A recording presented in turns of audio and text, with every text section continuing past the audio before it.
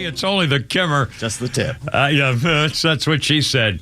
On 106.3 with Pete Davis, sidekick producer and sports rec on tour extraordinaire, and the mechanical mangler at the controls, Philander. And we're back with a special guest and a special. We've been gone for several days, and so it's nice to be back. We got a million things on tap for you today. In fact, we're going to have to go an extra hour and a half or so. Clay Travis is in the house. I mean, what a treat! It's unbelievable. What are you doing here? This is fantastic. I've got a new book out, American Playbook, and I feel like I'm on basically a political campaign right now. I flew in early this morning from Cleveland. I was up in New York City for several days. I'm headed to Salt Lake City, to Houston, to Tampa, back home to Nashville, and then Milwaukee, all over the place. Yeah. And I've got an event tonight with the Republican Jewish Coalition that you guys are helping, and the Rhino is going to be the moderator. And so I'm looking forward to that. So that's what's on tap. That's why I'm here. Well, we're going to talk a lot more. First, we're playing Isaac Hayes and Shaft, which, by the way, was a huge hit theme known as the voice of Chef, also from the hit cartoon show South Park. Isaac Hayes died on this day in Memphis at the age of 65 in 2008. Cops called and found him unconscious. He won the Oscar for the hit theme from Shaft. 2008. Anyway, by the way, as we came in right before we started. By the way, it's good to be back. I mean, Pete, we'll talk about our vacation stuff, but we have Clay here, so we're gonna concentrate on you if that's okay with you. Yeah, I'm ready to roll. Okay, so we'll talk about the book in a second. First of all, he comes in today. We say hi, and he says, "Hold on, I got to talk to the wife." I'm thinking, "Oh, this is going to be great." Yeah. Okay, so this is very interesting. This is very important because I'm glad to see one of the reasons we like. God, am I talking too fast again? I'm not on drugs. I swear, I wouldn't be the kind to make you talk fast anyway if I were. Okay, just for the record. Anyway, but it's good to have kind of old-fashioned, what I call old-fashioned, basic, and not even conservative values, just basic old American values. Work hard, do your homework, stay in school, and have a good. You know what I mean? That's not conservative. That's freaking American. Okay, so Clay walks in and he says, "Oh, I got to talk to my wife and make sure my wife's okay." I'm like, "Oh man, what the hell's all this about?" Tell us the conversation you had on the phone. So I've got 3 boys, 15, 12, and 8. And like a lot of people, I know a lot of the Atlanta schools just went back. One of my kids is already back in school. Summer reading. And you're supposed to do summer reading in June, July. Yeah, get it done. Get it done. You don't have to worry about it. Take a couple of notes, you're Hence done. the name, Summer. And I know there's probably a lot of people out there listening who remember the Cliff Notes that got a lot of people through summer reading that you were supposed to have done. But my 15-year-old is refusing to do his summer reading. Oh, boy. And so Mom called because Dad needed to lay down the law about what happens if he doesn't finish his summer reading. So I finished my own show. I just did 3 hours with the Clay and Buck show. Haven't even had time to do anything. Sit down. I knew it wasn't a good. She knows what time I'm on air. So the fact that I'm getting called just a couple of minutes after I went off air, I was like, well, I know this is not going to be ideal. But so I have to tell him what you said. Well, that he first of all has to listen to his mom. And I'll just say this. I mean, reason this is important. This is your own personal thing, and you don't know me from Adam's House. Right. Who am I to talk about your wife and your kids? Well, too bad you're in here. It's my show, so we're doing it. But I thought this was great. You wanted him. First thing you said was, "Listen to your mother." Yes. I mean, and that to me is very, very important. Yeah. I mean, look, I was not prepared when I had my first kid for how much time I was going to spend getting in trouble for what my kids did. Welcome to life. It's one thing to be a husband and be responsible for all the things I screw up. Yeah, well, no. But I've got 3 boys. Yeah, you're screwed. And I didn't know how much time I was going to spend having to cover for their screw-ups as well. So listen to your mom, number 1 advice. And the amount of time that you spend on these kids, I mean, they're just such time vacuums. You did 2 other things, too. So you approve of my parenting skills based on the limited amount you saw. I'm one, listen to your mother, and then you said, you better start reading, and I'm going to call you back in 15 minutes. I said, yeah. Remember, you said, I'm calling you back. In fact, you said that about 4 times. Yeah. I'm calling you back in 15 minutes, so you better start reading, and if you don't... You don't get to keep your phone. I'm taking away your phone. Yeah. Listen to your mother, Do your reading. I'm calling you back in 15 minutes. If you dick me around, I'm taking your phone. Repercussions. And then you said again, I'm calling you back in 15 minutes. I'll be home tonight. I'm doing stuff. I got a thing I got to do, but I'm calling you back. And you were nice about it, but you were firm and strong and everything else. I think your wife needs a stick, get a little whacker. They take off their shoe and give a little whack. She's tougher with them than I am, but I try to be very logical, especially as they age. Try to have conversations with them. I used to have fun.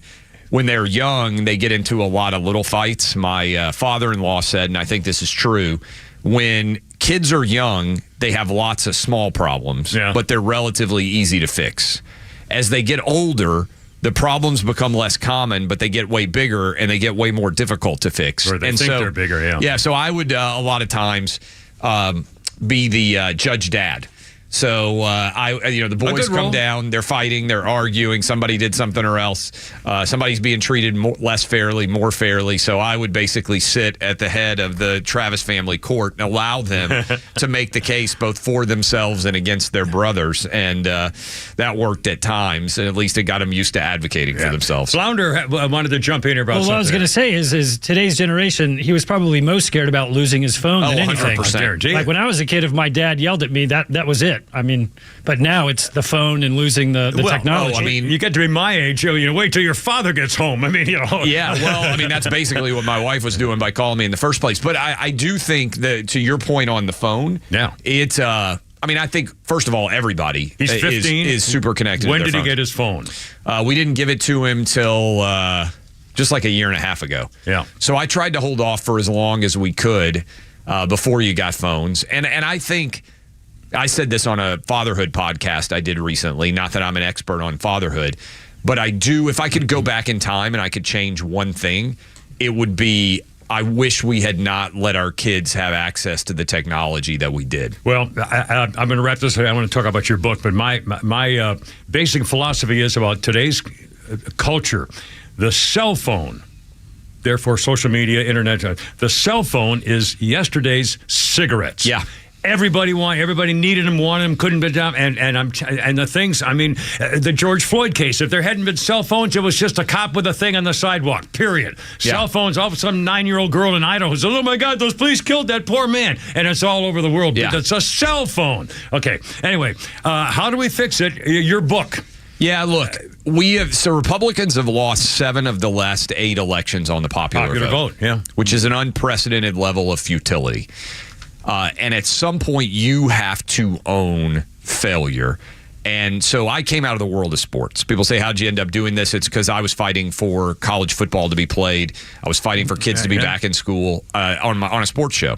And so I laid out in this book in the same way that a lot of kids, American Playbook, same way a lot of kids are going back to school. If you're in high school, if you've ever been on a high school football team, a playbook is designed to lead a team to victory if you execute the plays properly. And so I laid out what I think is a playbook for the 2024 election, which would lead to, in my opinion, the kind of landslide election that would hopefully make Rachel Maddow break out in tears by 11 o'clock, Eastern. At 11 o'clock Eastern on election night, instead of having to sit around and wait to see how many pipes burst in Fulton County. Remember when they howled? They howled at Trump's figure? Remember they were so mad they were screaming. How many pipes burst in Fulton County and Maricopa County and outside of Milwaukee and everything else? Unusual. Yeah. So this is again, I'm talking about it tonight, but I'm hopeful it's going to be on a bestseller. But I'm more hopeful that people will look at the arguments and say, hey, you know what? I think he's made a case here that makes sense, and that some of these arguments can be made by other candidates. Well, story today, Georgia's population's exploding. They're coming from liberal states, but they're bringing their attitudes down there. We have 2 liberal, socialist, Marxist senators. I know. In Georgia. Everything that happens in America now to the negative is because of Georgia.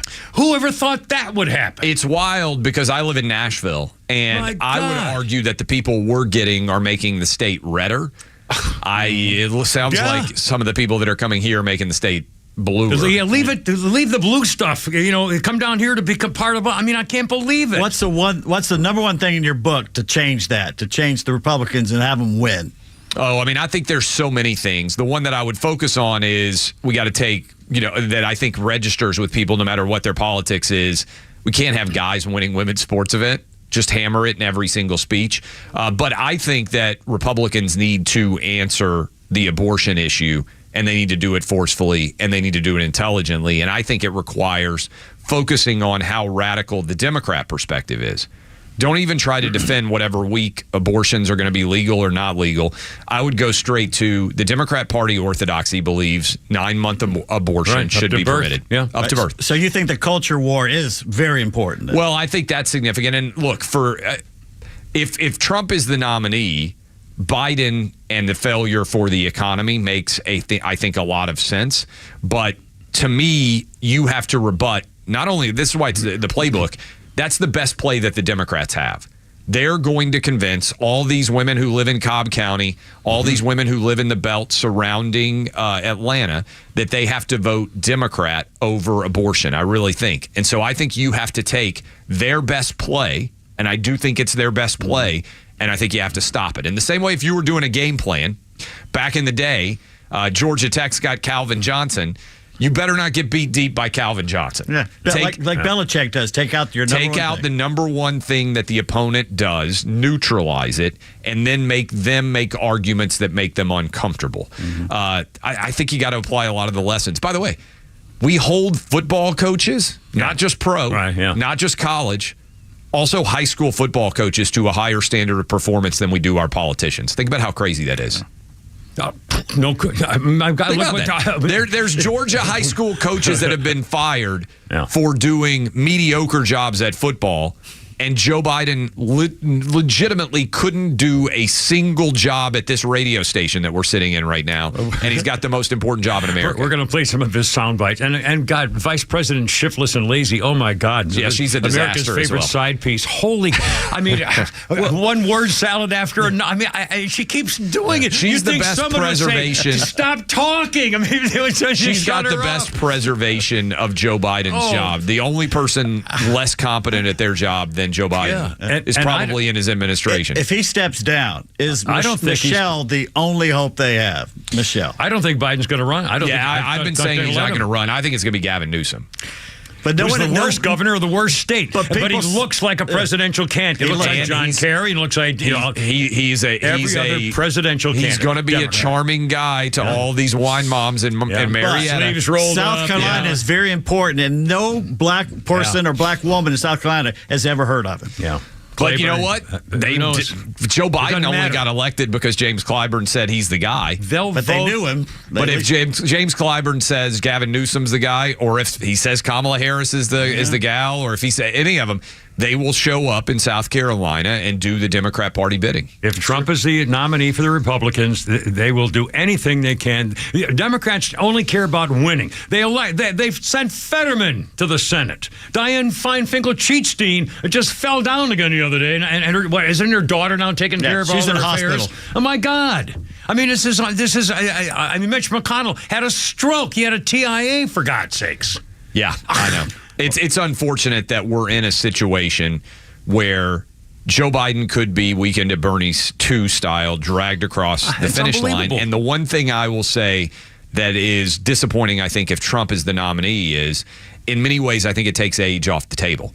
Because you'd have 78 against 82. Yeah. And I think the single most substantial vulnerability for Joe Biden, aside from the fact that he's been atrocious on the border and crime and the economy and basically everything that he's touched, certainly international affairs as well, is his age. Yeah. Well, so if you had somebody 30 or 40 years younger, I think that would be significant in the debates. But Trump is infinitely more in control of his faculties than Biden. I just worry that helps to dilute the biggest weakness of Biden himself. I think there'd be such a difference. So if Trump and Biden actually debate currently now, not 4 years ago, but currently for this, I think it would be clear that Biden Here's my prediction. I think Biden will refuse to debate him. Like he's doing now. He's going to go back to the basement. There's no way he can debate Donald Trump. I think that's right. And I think Biden will say that he doesn't want to platform Trump because of all of his lies. That will be the excuse that he uses. That's my prediction. Let me ask you about this. What if Biden gets into... He probably won't debate other Democrats. If he did, Robert Kennedy Jr. would destroy him. You're right. He would. So he's going to go back to the basement. The American, but again, they don't care. Democrat. If I guarantee you this: if the documents are the bank records, it's a smoking gun. We've got him. Makes Watergate look like jaywalking. Doesn't make a difference. Right. He could be convicted and impeached tomorrow, and they would still vote for him if Donald Trump or any Republican. They will vote for him no matter what. The Democrats stick together. They care only about the end. They don't care about how you get there. They care about winning. Period. And they're going to do it again. Yeah, and the other thing I would add on top of that I think is so significant, if you doubt it, and I think most people listening agree, they put Fetterman in office. Absolutely. And he won by almost 5. I mean, that's the other thing. It would be one thing if Fetterman had won by 5,000 or 6,000 votes. We'd look at it and say, okay, their get out the vote effort is superior.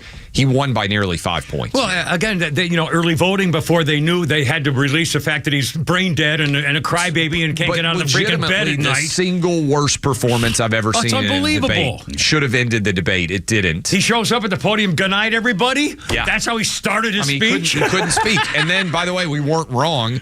As soon as he got to D.C., he had to check himself into a hospital because he's not mentally or physically well. Well, they've already they elected him. Started the COVID variant thing in New York City yesterday. I saw a story. Oh, my God, there's a whole bunch of new variants out there. So they've already laid the groundwork for the absentee ballot. Yeah, that's right. And to keep Biden in the basement so he doesn't infect anybody or die from a COVID disease. That's right. Oh, man. Man, we're holding you up. You got to call your kid. And I got to make sure he does this summer reading. And by the way, for the record, Clay, now you're not the former CIA assassin, right? That's Buck is the killer Buck from Sexton. he's the whole State Department. He's got a roster of dead bodies that he took out in his background. The albino. No, we don't want to go into that.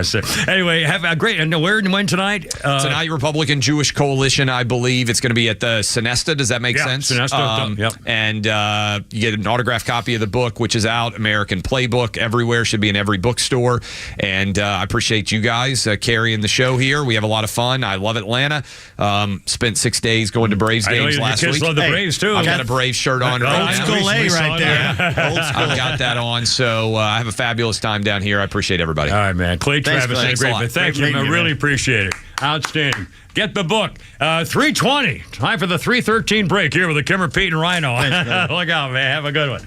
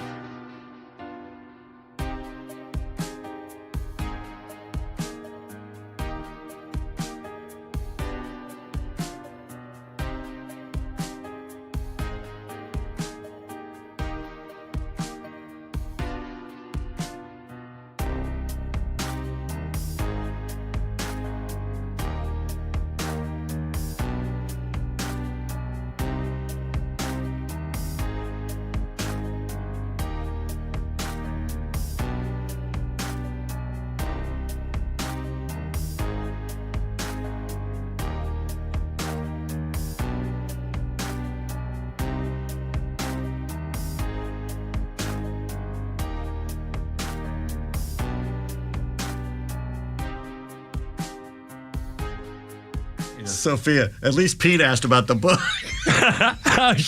Sophia? Oh, all right, wait till you hear this. He'll snot. Thank God I was here. 325, look out. I remember this song. Great song. Yeah. Done. We'll play a little bit for you.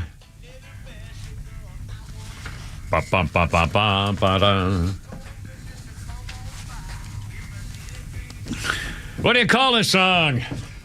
On Cripple Creek, she sends me.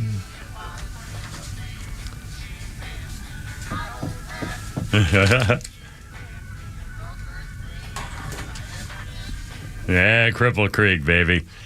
Now, the reason we're playing this is because a bit of sad news today. What? Isn't there something about this?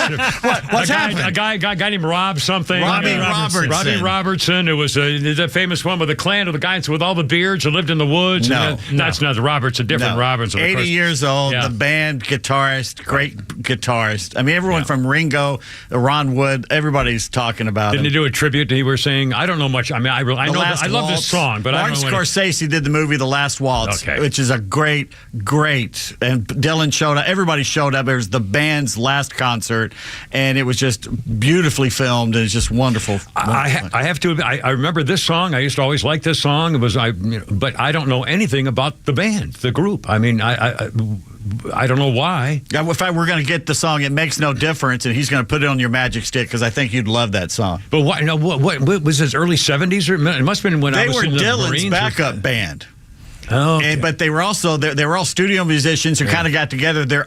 Everyone was perfect at what they did. When Dylan had that really bad motorcycle accident, he hibernated in a house for like 6 months, and the band was the backup band, and they made like 200 songs. Wow. Really? Some of his best stuff. Yeah. Anyway, and he passed. He was 80 years old. 80 passed years away. Old. That's kind of Robbie Robertson. Is that his full name? I think I've driven past Cripple Creek, and outside of San Francisco. I think I went by and saw the sign or something once. I think that's where it was, but yeah, it's an actual place.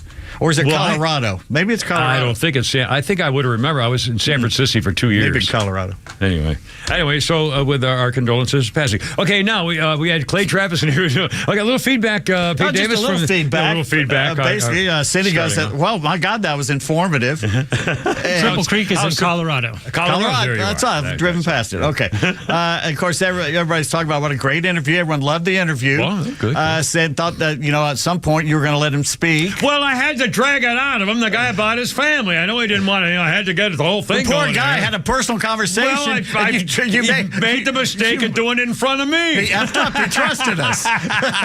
He should have seen his face when I said, well, I want you to talk about your phone call with your wife. He said, oh, my God. I got a book to plug.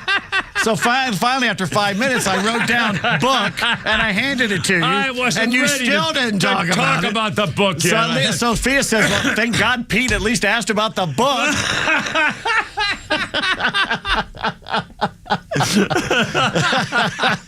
Thank you.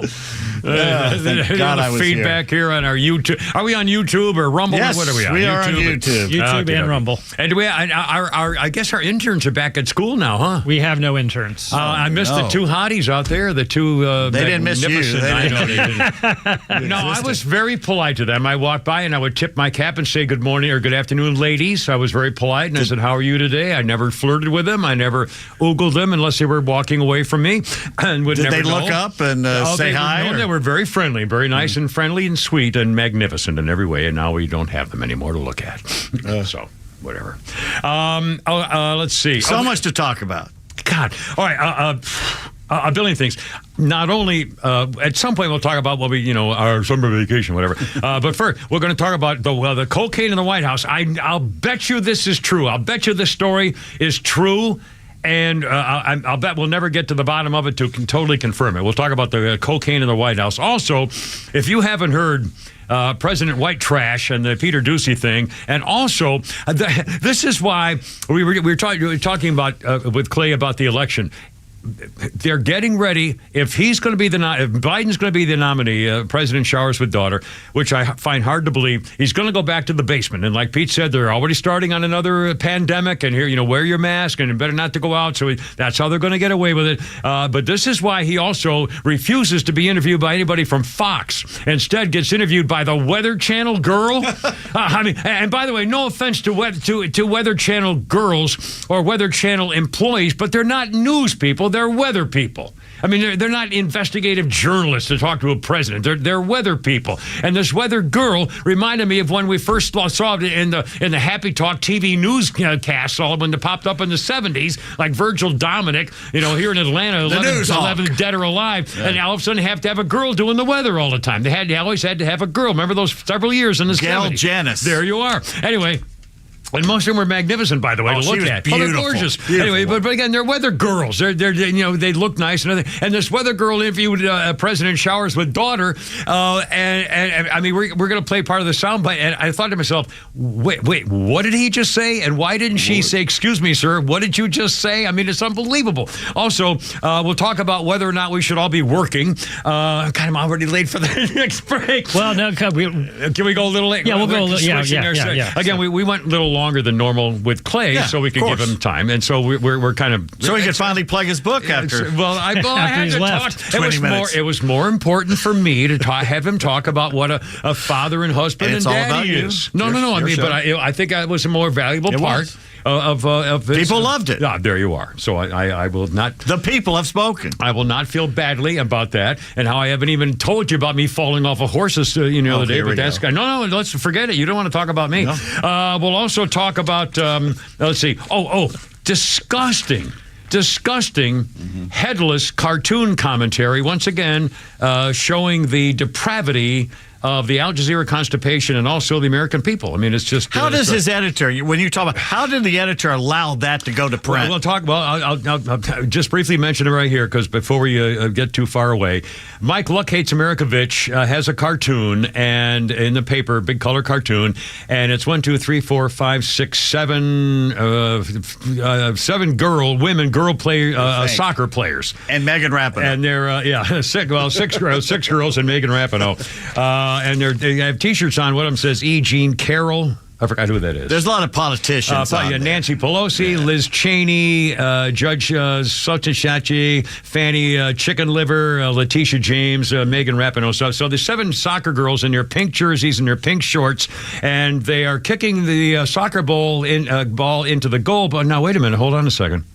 Oh, that's not a soccer ball at all. They are kicking the severed, blonde-haired head of Donald Trump into the goal. Kicking the severed head of the former president of the United States. And the only caption it says, women's soccer.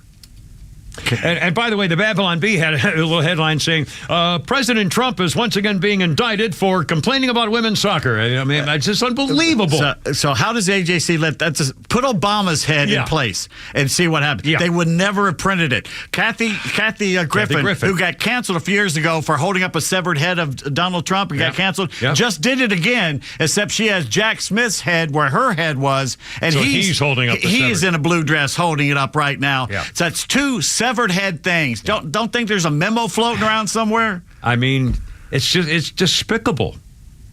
I mean, anybody, and of course, nobody's reading this ridiculous newspaper, but still, it goes out there. Can someone please do the same thing to Obama? Put it up on Twitter or social media and see how long it lasts. Yeah. Hell, we may do it. Coming up, you're going to hear President White Trash, and we'll talk more about the J6 committee and the Trump ad. I mean, got a billion things. Also, personal stuff, what'd you do? And by the way, Flounder sent me some special Shinola Big Blank Ranch seasoning coming up. 3:34 with the Kimmer Pete and Flounder. Look out.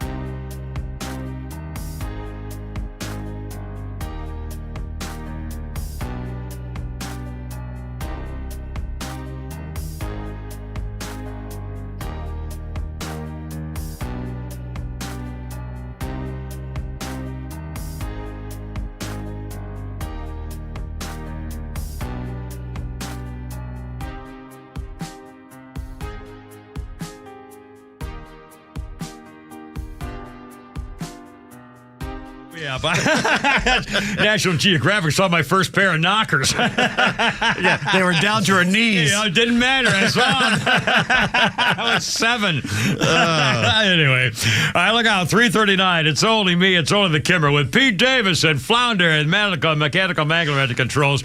No more interns are back in school. And we were off for a few days. We'll talk about that later. We got so much stuff to cover here, including you're going to hear President White Trash shortly. And a bunch of and I'm going to unload on this business. I am so upset with the American people, once again proving you don't give a damn about veterans. You don't, not you personally, individually sitting listening right now on your app. I'm not talking about you. I'm talking about the American people en masse. Generally speaking, once again prove they don't give a damn about veterans. And I'll get into it later. And also a little personally, but first of all, are we playing? I forgot to ask you, Flounder. Is this the Deaf Man? Yes, it is. The Deaf-a-Rooney. 1992, Def Leppard kicked off the North American leg of their 248-date, 7-day weekend tour at Madison Square Garden, New York. 1992, Def Leppard. I guess I thought they in the Hall of Fame, and they're German. I know that one. The drummer's got one arm. Nothing better than a one-armed drummer. Well, whatever works. Quick birthday or two. Kylie Jenner. Is she the billionaire? She's 26. She's the young one, isn't she? She's the little one. She's one of the twins. Aren't there twins? Let's see. I don't know if I don't think there were twins. If there are twins, I didn't know that. They're part of the younger. I think she's got some twins. Yeah, there you go. Kylie Jenner is 26. A stupid one-liner written. This is Flounder's birthday listing. Stupid one-liners. Kylie Jenner turns 26 today. We had to tell you because Kylie and her family won't mention a thing about it on social media. And here's another one. Kylie Jenner, 26. Gee, she doesn't look a day overexposed. Oh, I like that. Just fairly very easy. well done. And well played. Yeah, and one historical note, if they don't mind. Here we go. 1977, postal worker David Berkowitz arrested in Yonkers, New York, accused of being the son of Sam. He shot 6 people to death, wounded 7 others because his dog, Sam, told him to. That show, Mindhunter, on Netflix, they did 2 seasons. The second season was about the Atlanta child murders. Yeah. And at one point, they interviewed Berkowitz. Really? And on the show, they get him to admit he made it all up. That he didn't kill those people? No, he killed it. He just made up all the crap about the demons and the voices and stuff. Yeah. Really? Oh, Now, do you think that was it? I don't know if it's true or not. I'll be damned. And they basically, that Wayne Williams did most of the murders, too. They pointed that, come on. That a white man driving through a black neighborhood in the middle of the day in the Atlanta ghetto suddenly, would not be noticed? Yeah, they wouldn't, And he's talking to young boys? Yeah, please. Please. Anyway, 3:42. Now, we have Flounder's Folly, some funny stuff. We have a whole bunch of sound bites to do. But we also, Pete came up with something special, and I feel kind of guilty because it's always pissed. When we did our podcast, when we all got blown out of the radio business, and Pete and Flounder were doing a weekly Bad Text Theater. Yes. If you've heard our podcast. Daily. Oh my God! It was daily. Every That's right. podcast. Every podcast, which wasn't 5 days, but every 2 days a week we were doing, or 3 days a week we did it before. Anyway, every day we did a podcast. They do a Bad Text. Go ahead and steal it like you always do. But no, so Pete hands me the script, and I'm saying, well, what about Flounder? Flounder always does a Bad Text Theater. I don't do. I've never done the Bad Text Theater. And Pete says, well, we're trying to cut him out because we know what's going to happen in the future. No, he never. He keeps fumbling his lines. Yeah, he's saying, hey, man, can't do it. No, there's a particular reason why we're doing it. But anyway, in fact, when you teased during the break, Flounder goes, Bad Text Theater? No, we have a little intercom thing, and I hit the intercom. I said, okay, coming up, Flounder, we're going to do a Flounder's Follies and also a Bad Text Theater. So he didn't do the intercom. He walked in the room and said, wait a minute, you're doing a Bad Text Theater? What? Nobody told me. So, tell Pete. Anyway, without further ado. Yeah, you threw me under the bus. Yeah, well, I didn't write it. Anyway. Bad Text Theater. Here we go. Thank you very much. Special edition. Yes. Boom, boom, boom. Oh, I'm playing a girl part, so I will. You're the girl, and I'm not. I'm your daddy. Here we go. Bad Text Theater. I'm not going to call you my dad. No, Bad Text Theater. You know that Gladiator movie I got you, Dad? Yeah. Wind it forward 1 hour, 16 minutes, and 28 seconds. Oh, Okay, all right. I've done that. Okay, you see the gladiator at the front fighting the lion? I can see that, yeah. Now, just behind him, there are two gladiators having a sword fight with each other. Okay, I see them. Well, behind them, on the left-hand side of the screen, there's a woman gladiator holding a spear. Yes, I can see her. Right. Those are the sandals I want for my birthday. And there you have it, ladies and gentlemen. Pete Davis. With another edition of Bad Text Theater. 3:45. Man, are we having a break again? I can't. This is unbelievable. Almost. In fact, I don't have my sheet in here. I guess they stole my sheet. My break sheet. I'll bring one out. Yeah, that's right. But after this, we'll be caught up. Okay, so we'll do a little cowabunga here. Okay, again, we have a million things to talk about. Don't leave us now. And quickly, if you want to call, 404-741-1230, 741-1230. Love your phone calls. Coming back up, and we got all the news and the Biden sound bites and the Trump ad and all. We got a billion things here. Kimmer, Pete, and Flounder right here.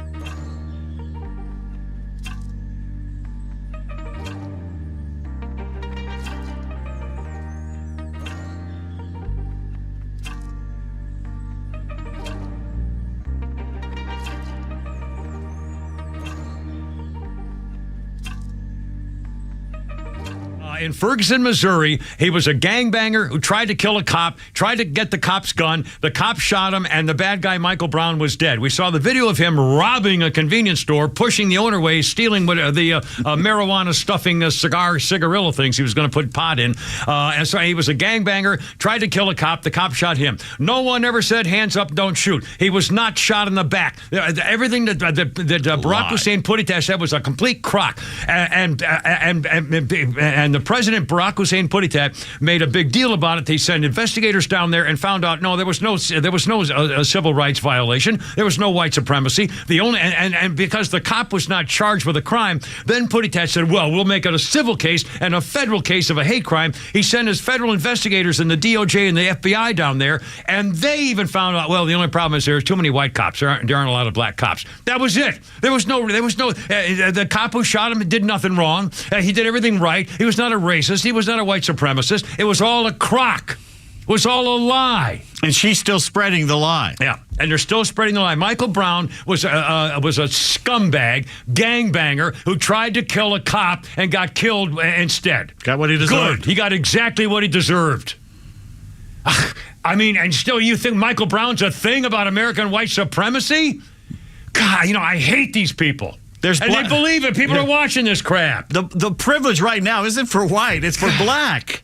What did we see in New York over the last week when we were on vacation? Yeah. Black youths just going rampant through the city doing anything. And doing it in Chicago. And the Chicago mayor says, now, don't you call them a mob. Yeah. This is a large your large gathering is burning down the streets. Well, remember, he also said, this is the new liberal, anti-cop liberal Chicago mayor who said, well, no, it's not fair to call them juvenile delinquents. These are young people who need jobs. I mean, what do you expect him to do if we don't have things for him to get? And go, oh, my God. Well, gee, Chicago's been run by Democrats how long? Yeah, exactly. So if there are no jobs. Forever, yeah. There's not a Republican in the entire city council. I mean, you're killing me. So whose fault is that? If there's systemic racism in Chicago, whose fault is that? Well, only black people in charge of it. So, let's figure this out. Oh man, 3:56 already. Oh my God. God, White House cocaine. Oh, let's do the Peter Ducey thing. Let's play that soundbite here. Oh, by the way, before you do it, we've finally beaten them in submission. Oh. Not one comment about Bad Text Theater. Oh my God. So, it's not going to stop us. Well, so do we have a Flounders Funnies?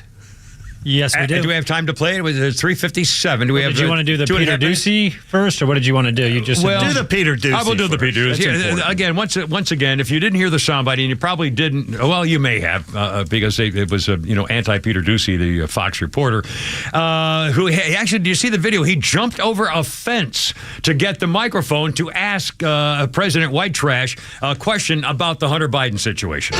There's this testimony now where one of your son's former business associates is claiming that you were on speakerphone a lot with them talking business. Is that what? Never talk business to anybody. And I knew you'd have a lousy question. Well, why is that a lousy question? Because it's not true. Thank you, Mr. President. Can I ask a question? Did someone on purpose put the Monty Python theme behind that? I know. I don't know. Does that now sum up America right now? Yeah, there you are. Yeah, you're dead now. I'm not dead yet. Well, you're going to be dead. It's absurdist theater. I know. Anyway, once again, snapping. And again, if he ever actually has to debate or answer questions, they're going to, you think he can't handle Peter Ducey in 8 seconds. He was there for like 8 seconds. Wait till he has to stand on stage and answer questions in a debate or something, for an hour. No way it's going to happen. And let's play the weather girl. He interviewed, he will not be interviewed by the actual reporters, so he gets interviewed by the weather girl. Play this flounder, if you would, sir. Are you prepared to declare a national emergency with respect to climate change? We've already done that. We've conserved more land. We've rejoined the Paris Climate Accord. We've passed a $368 billion climate control facility. We're moving. It is the existential threat to humanity. So you've already declared that national emergency? Well, in practice, you got a bug on it. Oh, thanks. Appreciate it. He wipes a bug off her shirt. So you've already declared that national emergency? Practically speaking, yes. Yeah. I know. Well, they cut off the part, the important part, unfortunately, of it, where he said, in fact, we have now a $360 billion climate control facility. No, he said that. He said it. Yeah, he said that. He said it. He did say it in He there? did say it. How come I didn't hear that? Because you weren't paying attention. He said it just now. He said that. He said no. He said at the very beginning. He said it. You want to play it again? No, don't. No, for that's God's right. sake, no. Anyway, and so why did where is it? Well, What, you know what are it you is. talking about? $360 billion climate control facility? Where? I tell you, What does it do? Shannonberg was right. Spinolator. The Spinolator 9000. It's unbelievable. I mean, They have it. Yeah, where is it? What are you talking about, sir? Excuse me, Mr. President? Oh, my God. Oh, really? There it is over there, that big building. Oh, I guess it's really working, huh? Oh, my God.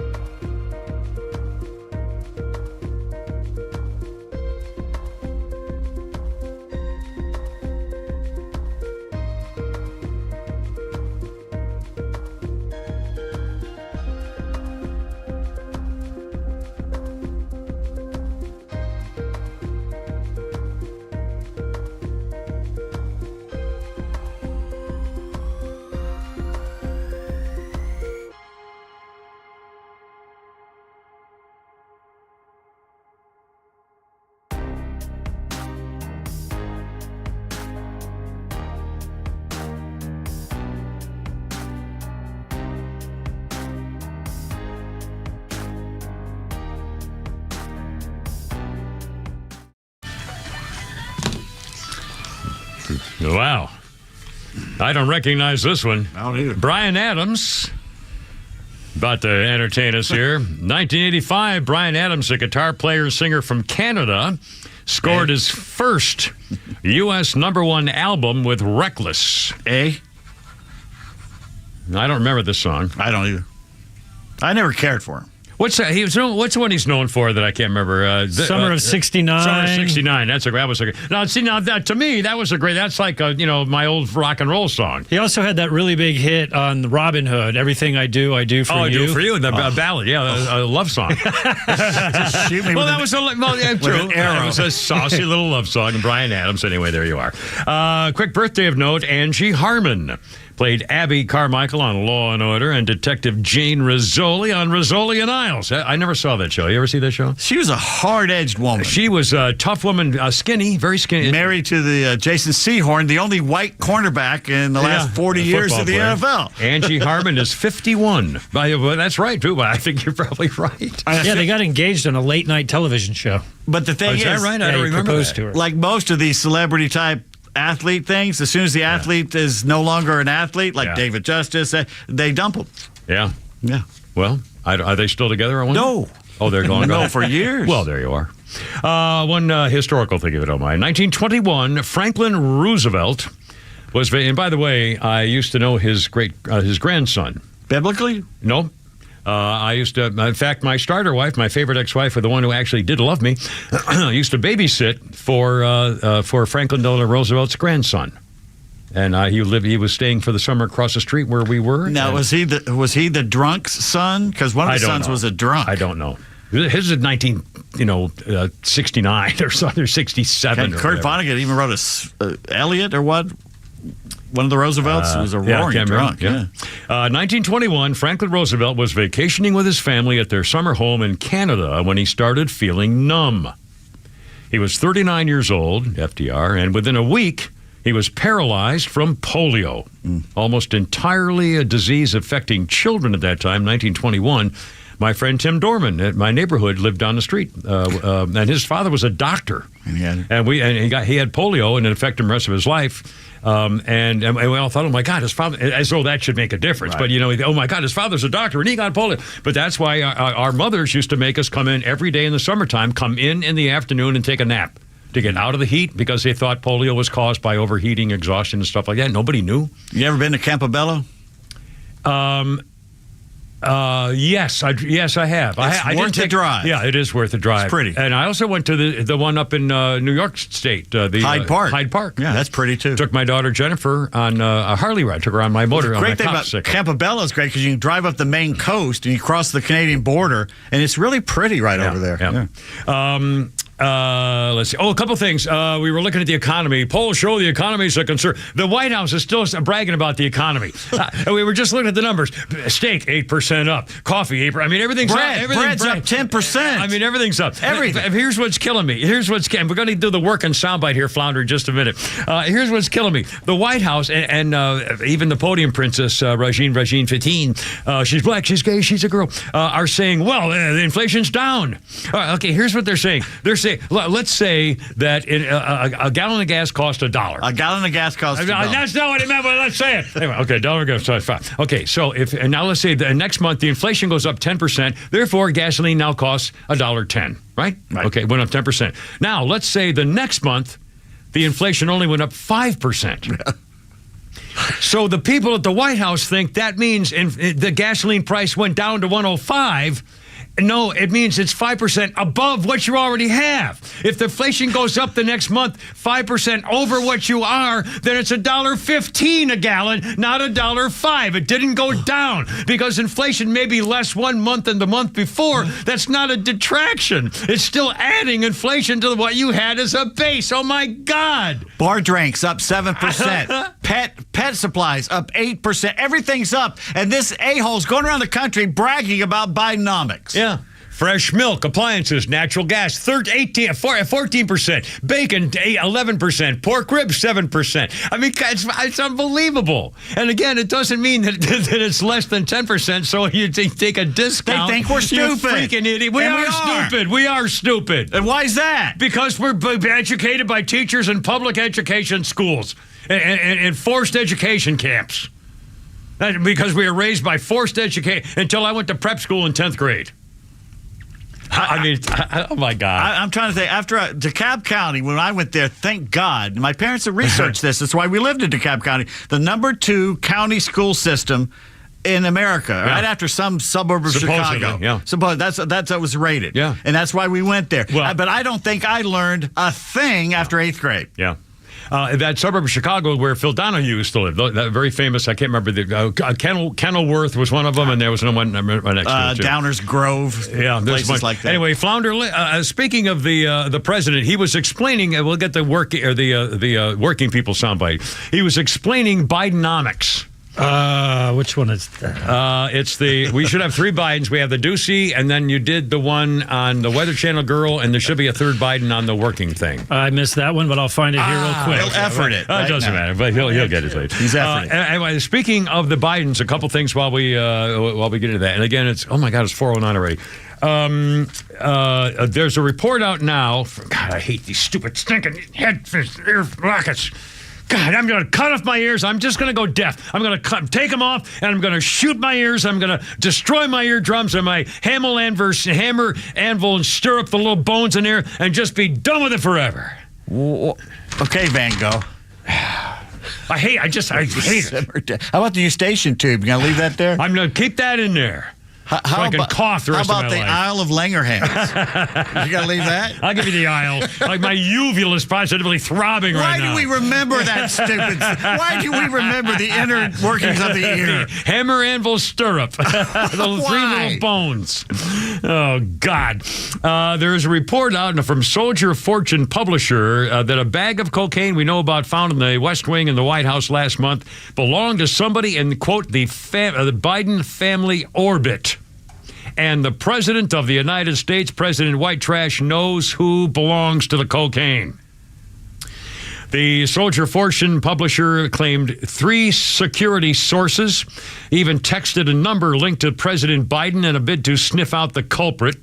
Secret Service publicly announced a couple of weeks ago that almost a month ago, that they had closed the investigation without identifying a suspect because there was no physical evidence. That's a bunch of crap. Authorities were following enough clues to come up with a name and were confident enough to their detective work to inform the commander-in-chief. If you want to know who the guy had the cocaine, who it was, ask Joe Biden. He knows who it is. It was someone within the Biden family orbit. It was not Hunter, said one of the sources, referring to the president's scumbag son, the recovering drug addict. Anyway, the quickness of the public investigation and the inability or unwillingness of law enforcement to identify who brought it into the secure building, the cocaine. I wonder where that cocaine came from and what really happened. The quickest investigation I've ever seen, said a whole bunch of people, including Donald Trump. There's been a lot of irresponsible reporting about that, according to the White House. But again, still, now they're saying they know who belongs. Obviously, there's no way that they could have not known anything about the source of that cocaine. I just don't believe it. They know exactly who has it. He knows it. And I think we will find out at some point. It may be a few years. I think we will find out exactly what Something will happen. And by the way, will come out. When they make isn't it going to be true? I could be wrong in this, but when Hunter Biden he's making this new deal now because the last one got thrown out because they tried to cheat the court and hide so that he would not be charged with any other possible crimes. So that the deal he made with the Department of Justice is gone. They're making a new one now. Doesn't the court? I'll bet you part of that guilty plea and the sentence of it. I'll bet you he has to take a drug test. Or I wonder whether the judge could say, I'm assuming, I think she asked him before, are you on drugs? Didn't she ask him, are you on drugs now when they get into court? And I think she has a right to say, I'm going to have you take a drug test. And would you be surprised if he came back pregnant, the drug test? Yeah, there you go.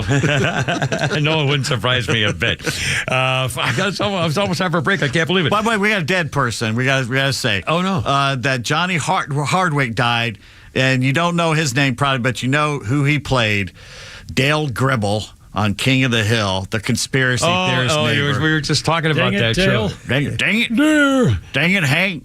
I was more of a Family Guy guy. I never got into King of the Hill for some reason. Was so funny. Are you saying that you like that more than and Purple Hair Marge? What was that one? Simpsons. Yeah. Of all the 3, I'm a Family Guy.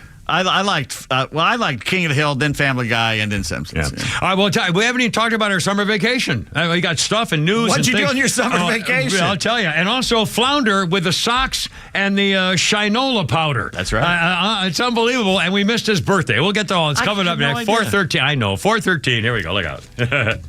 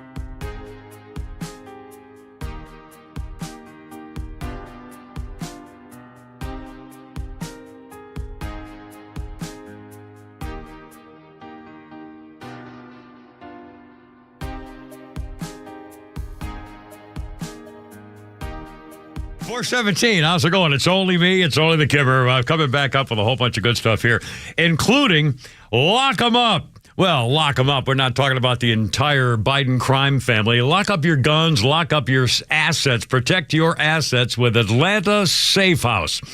You know, I don't mind telling you again. I know you're probably sick and tired of hearing it, but don't keep your Social Security card in your wallet. I did that years ago and lost it and had to go, the hassle of getting it, and trust me. And my medical records from 20 years ago with my cancer, whatever. Lock this stuff up. Not only that, not only guns and medical records, how about your kids' things for school in the fall, things like that.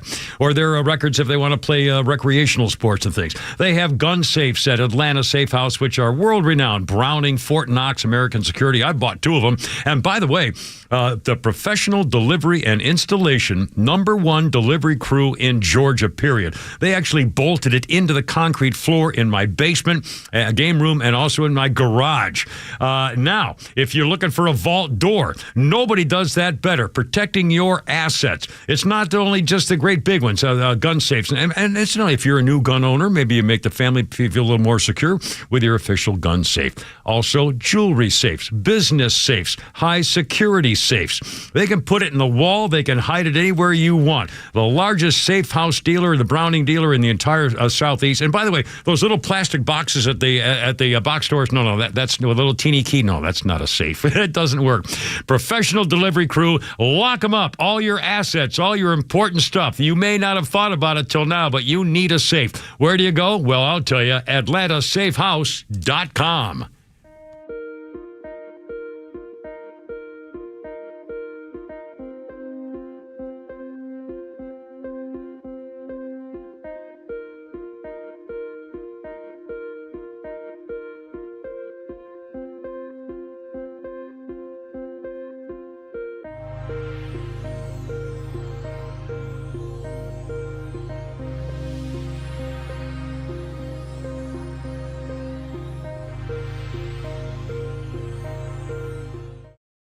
Here we go.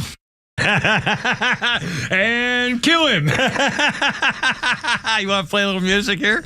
We don't have to. We can just do hum a tune. We can do a cold open. Oh, this is one of the best intros ever, though. I love this song. Da, da, da, da, da, da, da. Da, da, da, da, da, da. Da. I want my MTV, baby. Money for Nothing by Dire Straits on this day in 1985. Peaked at #4 in Britain. Groundbreaking music video, a cameo appearance by Sting singing the song's falsetto. I think I mentioned this last week when we played this song. Yep, you did. And I Want My MTV with a backing chorus. Sting was there. Also co-wrote the song with Mark Knopfler. I don't know him. He's Dire Straits' lead guitarist. Well, there you are. The video was also the first to be... Well, all right, fine. I'm supposed to remember week to week. I'm Pete. That's Flounder. Where's the interns? Where's my Jell-O? Where's my Jell-O cup? I can't find my kitty. I Want My MTV co-wrote the song with Mark Knopfler. The video was the first to be aired on MTV in Europe when the network started on the 1st of August, 1987. And it was 85 Dire Straits, peaked at #4 with the thing with the... Oh, wait. Yeah. Money for He nothing. says the F word. Oh, he did? He's that little F word. Yeah. Oh. Isn't it money for nothing, chicks are free, right? That's my favorite It line. rhymes with maggot. Oh, my God. He said that word? Basically, he was a journalism teacher. Oh. And what he does sometimes his lyrics, he just writes down what he hears other people saying. And he was sitting in a store watching some guy look at all the TVs, and the guy was just saying all this stuff. So he wrote it down. Oh, That's what the song is. Oh, look at that little F. Oh my God, what a great story. Yeah. And this is that guy we were just talking about, or the Knopfler guy? Mark Knopfler, right? Knopfler wrote that? Basically, watching the guy talk about the TV, watching MTV. I'll be damned. Yeah. You know, we could do that. We could go to like a Best Buy and watch people looking at the scenes. If we played guitar like Mark Knopfler, well, yeah. There you are. Let's see. I got a birthday left here. I got a birthday here somewhere. How about Antonio Banderas? Antonio Banderas is 63. He still does. Years old today. In fact, they just did the last of the Puss in Boots cartoons. You ever watch those? No, I haven't. Those are so funny. Really? It's like Shrek. It was like a sequel from Shrek. Really? And it's the cartoons? I mean, like Saturday morning cartoons? No, it's a movie. There's 2 or 3 movies, Puss in Boots. And what they do, they take the old Puss in Boots character, but Antonio is Puss in Boots. Antonio Banderas. Oh, it's hysterical. Well, I'll be damned. Let's see. Oh, I just did that thing on a history thing. Let's see if I got another history thing in here. Let's see. 2002, Nicolas Cage married Lisa Marie Presley. On this day, August 2002, Nicolas Cage married Lisa Marie Presley. He filed for divorce by Thanksgiving. So I didn't mean to laugh. At least he didn't waste 30 years. Oh, sorry. Oh, by the way, no, we got news. We got all the topics, all the new stuff. But this is killing me. I feel terrible. Flounder, while we were on vacation, had a birthday. I had no idea. So what are you, like 43 now? 45. 45? Damn. I can't believe it. He was so young. Does Veronica know that? You haven't told Veronica this. She's like 22. She's 31, maybe. I'll bet you. she's 26. Well, possibly. I don't look it, so that's... there you go. Hey, well, happy birthday. And of course, we'll take care of you at some point, but we'll both get missed around his to it. freaking birthday. But Flounder, God bless him, he's on vacation with Miss Veronica down at the beach. So he brought back... Now, you also got presents here. Yeah, that is a shark. I'll show you. Hold it up to the camera. Stepping on a Lego. And it's a shark socks. Shark attack socks.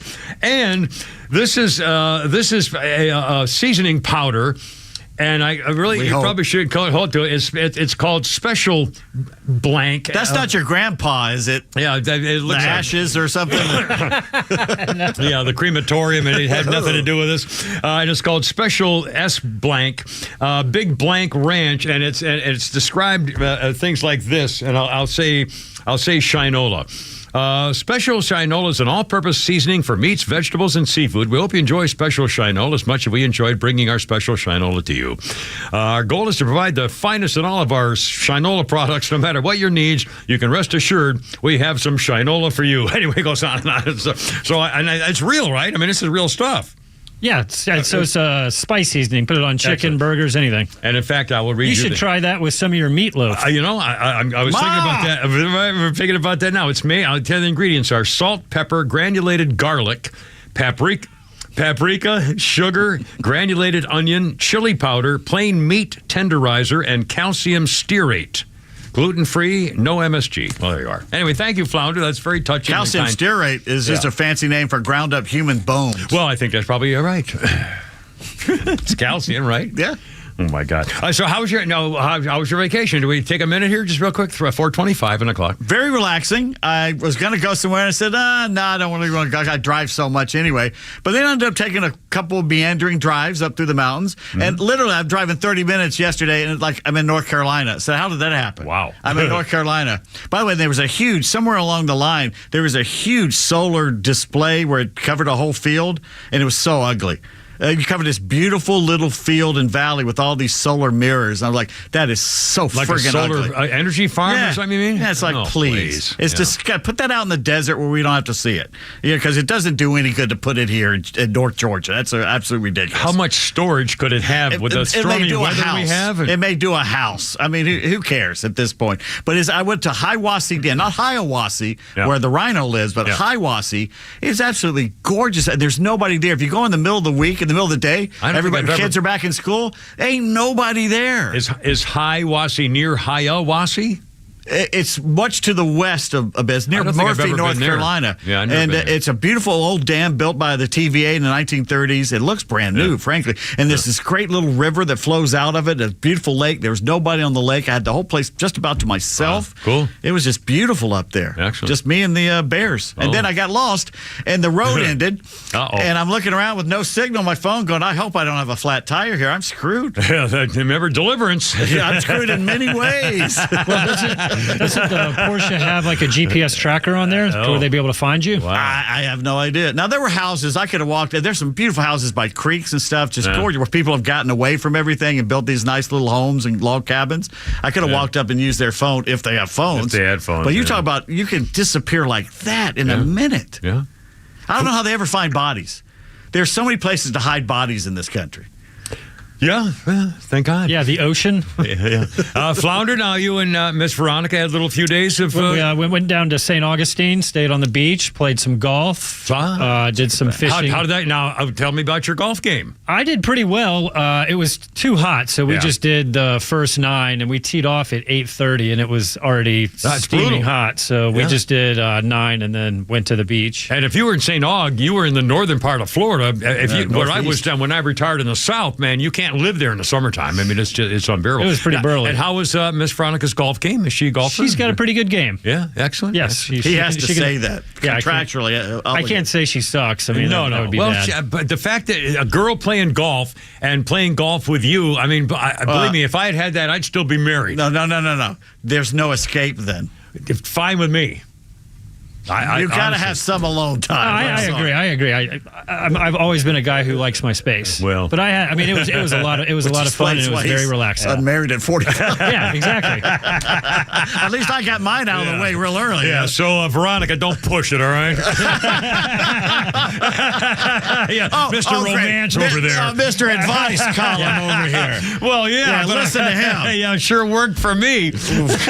Wasted 30 years of my life. I could have found somebody to make me happy. Well, you're not bitter about it, which is a good thing. At all bitter. I'm not letting it go. You're the lion. Anyway, you're projecting. And here's you didn't talk about your vacation. Yeah, what happened to your vacation? Are those new glasses? Well, I went Wolverine hunting. What do you think? Using a 12 gauge. I killed probably 40 Wolverines. What do you think? That's a skill. No. My vacation included making a potato casserole, which I put on Facebook, and falling off a horse. Yes, how did you fall off? Well, it was silly. For people who follow me on Facebook and do my horse videos, they know that there's this horse Apollo, who is a beautiful Frisian horse, and I've been working with him with my late Jack the Good Boy's training halter without using a bridle and riding him bareback. And I take him I kind of take care of him when I go up there to visit, because if his mom's not there to ride him. Anyway. So yesterday or day before, I guess was yesterday, and I decided to hop on him bareback, and then I said, well, I'm going to get a selfie of this. So I started leaning to my left to reach for my right back pocket. So I'm leaning over like this, and he took a step to the right, and I went fly. I just slid right off him and bounced off the ground and hopped. Everything's fine. It's no big deal. But I fell off a horse. I mean, and he was so sweet. He's a great horse. Anyway, you could have broken your hip. No, everything's fine. And Jenny, who owns the joint, came around the corner because someone said, I think Kimmer fell off the horse. So, by the way, but it's fine. Frisian is just a nice word for Dutch. You know that, right? Well, there's a special breed called the Frisian horse. Is a special, if you haven't, go Google it. I think it's EISIAN, a Frisian horse, and they're magnificent. Okay. Anyway, I'm already late. 4:30, and actual newsy stuff, and we got the working man and more Donald Trump stuff. We got a million things coming up. Right next. Here we go. Mm-hmm.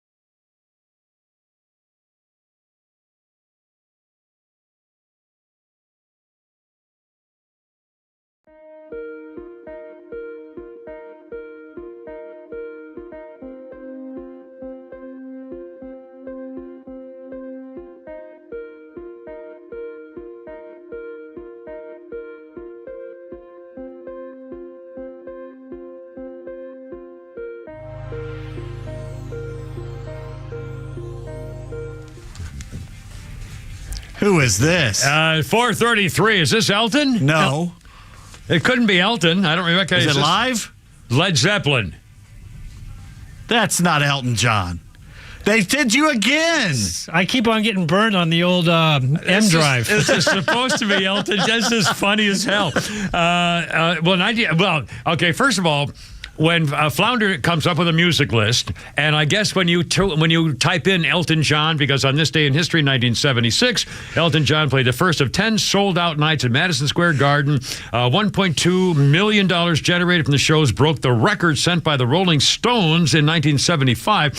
So when Flounder says, we'll play Elton John, and then you type in Elton John, but it comes... There's two things I do, because I have a hard drive with all of the audio from our previous radio station. Yeah. So when we were across the street years ago, I was able to take everything from that drive and put it on a hard drive and bring it here. So a lot of the times when I'm checking for music, I'll just go on there because I downloaded something when we were on that show. So I just used that. So I just saw Elton John and just uploaded it without listening to it. 9 times out of 10, I'll listen to it. But that one, of course, I didn't listen to. And what was that? Some horrible cover of Elton John. It's like some Russian band or something. Ukrainians. Karaoke version. Anyway, it's no big deal. It's just, we're just having fun, goofing around. My birthday list, Rosanna Arquette is 64. And her day. It says here she inspired two of the most classic jams of the 80s. Mm-hmm. I don't know what that means. She dated some rockers. Well, wasn't she Clint Eastwood's? No. You're thinking about the other girl. No, Rosanna Arquette was in the Madonna movie, Desperately Seeking Susan. Got the big lips. Cutie with big lips. Yeah. Her sister's the big one, Patricia Arquette's played several things. Now, what are the two classic jams of the 80s? What are they? That means. Flounder, that she was dating a couple rockers or something. Let me Google it here and find out. A classic jam is a music section, right? I mean, a jam is a music piece. Yeah. So why wouldn't they tell you what they were? I mean, this is stupid. Why wouldn't this guy write the two of the classic jams, the so-and-so and the so-and-so? Why are you interrogating me? I didn't write. I don't know. I'm just asking a question, and you're the only guy in the room. You're looking at me like I did it. My damn fault. That isn't mine either. I mentioned that Nicolas Cage married Lisa Marie Presley on this day in 2002 and divorced her 3 months later.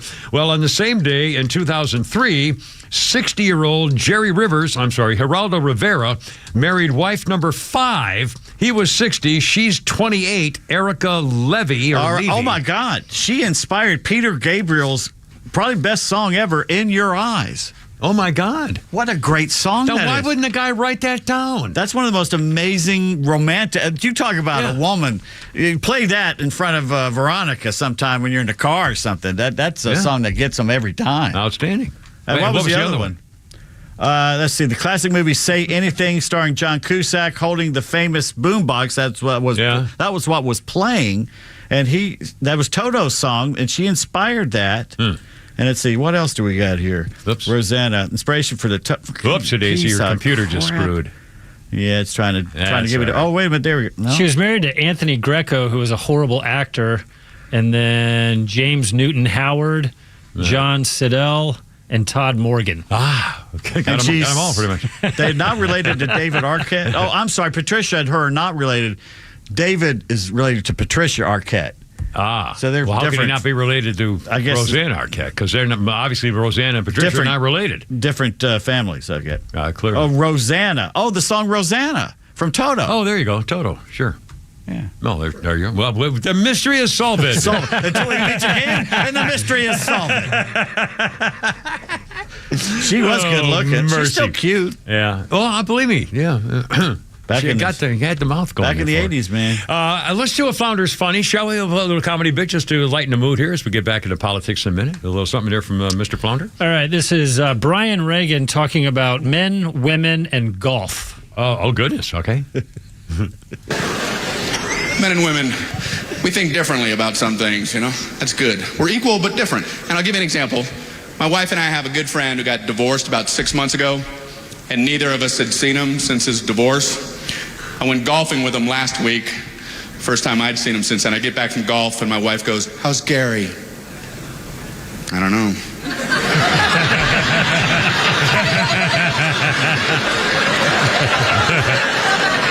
Oh, I thought you were going golfing with Gary today. Oh, I did. And you don't know how he's doing?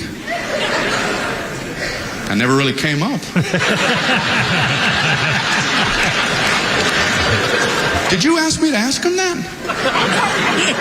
No, I thought maybe you would think to ask him that. I didn't think of that.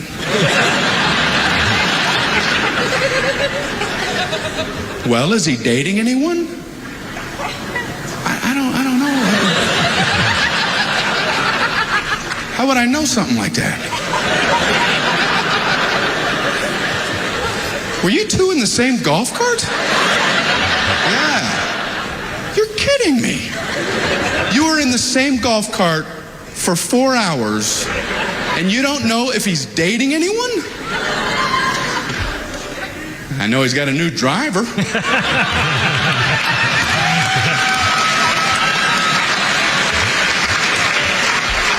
How is that possible that wouldn't come up? How is that possible that would come up? At 150 markers right there, you're probably at about 135. Are you dating anyone? That happened every time I played golf. Well, we picked up a guy in the force. And well, is he married? I don't know. Does he live around here? I don't know. Has he got any kids in school? I don't know. What do you? I know he hits a 7-iron 140 and he can't putt. In her defense, if it was a friend of mine and I knew they'd been divorced, I would be asking, well, are you know? Hey, he's got a little something on the side. Sure. Yeah. Well, he's been dating her for years, so, you know. Are you going to move up number 2 to number 1? Yeah, there you go. Got rid of the other side piece. So it would come up. Oh, my God. Anyway, did you find that the working soundbite thing? Here's President Showers with daughter was giving a speech on or comments at the podium on Bidenomics, and here's what he listen to what the words he's saying, talking about the economy and how wonderfully he believes it's doing. The problem was too many people are working, or working people are working, making too much money. That's not the problem. What? Excuse me? Huh? One more time. Is that English? Can we recite? The problem was too many people are working, or working people are working, making too much money. That's not the problem. Even he knows he's screwing up. You know, I mean, it's every day. And he said to himself, in his mind, he's going, but that doesn't make any sense, what I just said. And I just said that out loud. And I just said that out loud like an idiot. Repeat the line. I mean how bad is he even knows it's bad? I know. And again, he apparently has now passed more regulations which are going to require military vehicles and interstate commerce tractor trailers to go electric. And there's a political cartoon today from our guy Ramirez, who I like, was a really funny guy, and it's a picture of an electric vehicle tank.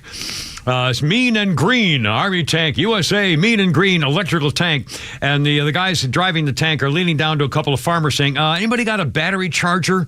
Again, this is important to remember. Here's the fact. I'll bet you you didn't know this. I didn't know it until yesterday.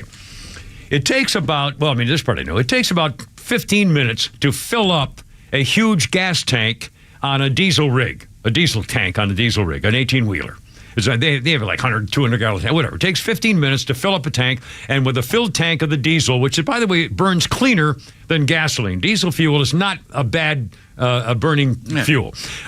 Despite the black smoke you see, it's really a clean burning fuel. Okay, so diesel fuel burns pretty clean. Fill it up in 15 minutes and go 1,200 miles. To charge an 18-wheeler truck, it takes between 6 and 10 hours, and you can go a total distance of 250 miles. Let me say that again.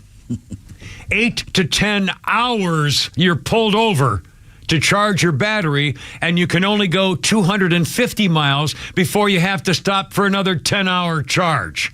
Do you have any idea what that is going to do to the economy? I mean, everything's going to stop. And you know what you're talking about. A lot of people don't know. Kimmer was a long-haul trucker for 20 years. There you are. At night. I have no idea. Giddy up, go, little darling. Giddy up, go. Red Sovine. Play that song sometime. No. You want to have a good cry? No. Oh, by the way. Play Red Sovine and then play Wayne Newton. Daddy, don't you walk so fast. I guarantee you'll be slobbering. Mark remembered why I wanted to drive down from the mountains and stab you in the eye last week. Oh, he did remember? He remembered. It was because you wanted to play Bob and Ray's Slow Talker. Slow Talkers. Yes, our guest today. I didn't have a time to interview beforehand, sir. Can you tell us, enter and welcome aboard, sir? I'm Bob Fernman from the Slow Talkers Association Society of America. Stab you. I'm telling you, Google's It's funny once. I'm right. Well, I'm not. We haven't played it. They have never heard it from me. But again, I'm telling you, if you want to take 3 minutes to just have a good chuckle about old-fashioned radio, it's probably 2 minutes long. Bob and Ray, Slow Talkers, and then you call me and tell me whether you wasted your time or you thought it was amusing. Have you ever heard it, Flounder? No, I haven't. That was before your time. We played it for a cheeseburger. Yeah, we played it 10 years ago or something. Yeah, I mean, years and years and years ago. It's 2 minutes long, and it's hysterical, and it's old-fashioned comedy radio. Anyway, if they don't want to hear it, they don't want to hear it. It's okay with me. We should do a Twitter poll. Or a poll. How do we do polls these days? I can do one. Just let me know what you want on there. Do you want us to play Bob and Ray's Slow Talkers? Slow Talkers comedy bit, yes or no? Play yes or no. And pick the day that I'm off. Never mind. It's not worth doing it.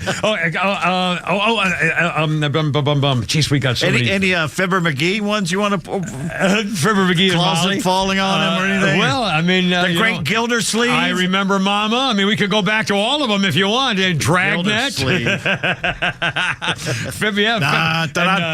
there you go. I do the Dragnet. Oh my God, it's already 4:45. I can't believe it. We haven't done anything. We got it all still coming up between now and 6. We may need a little more time. Look out, here we go.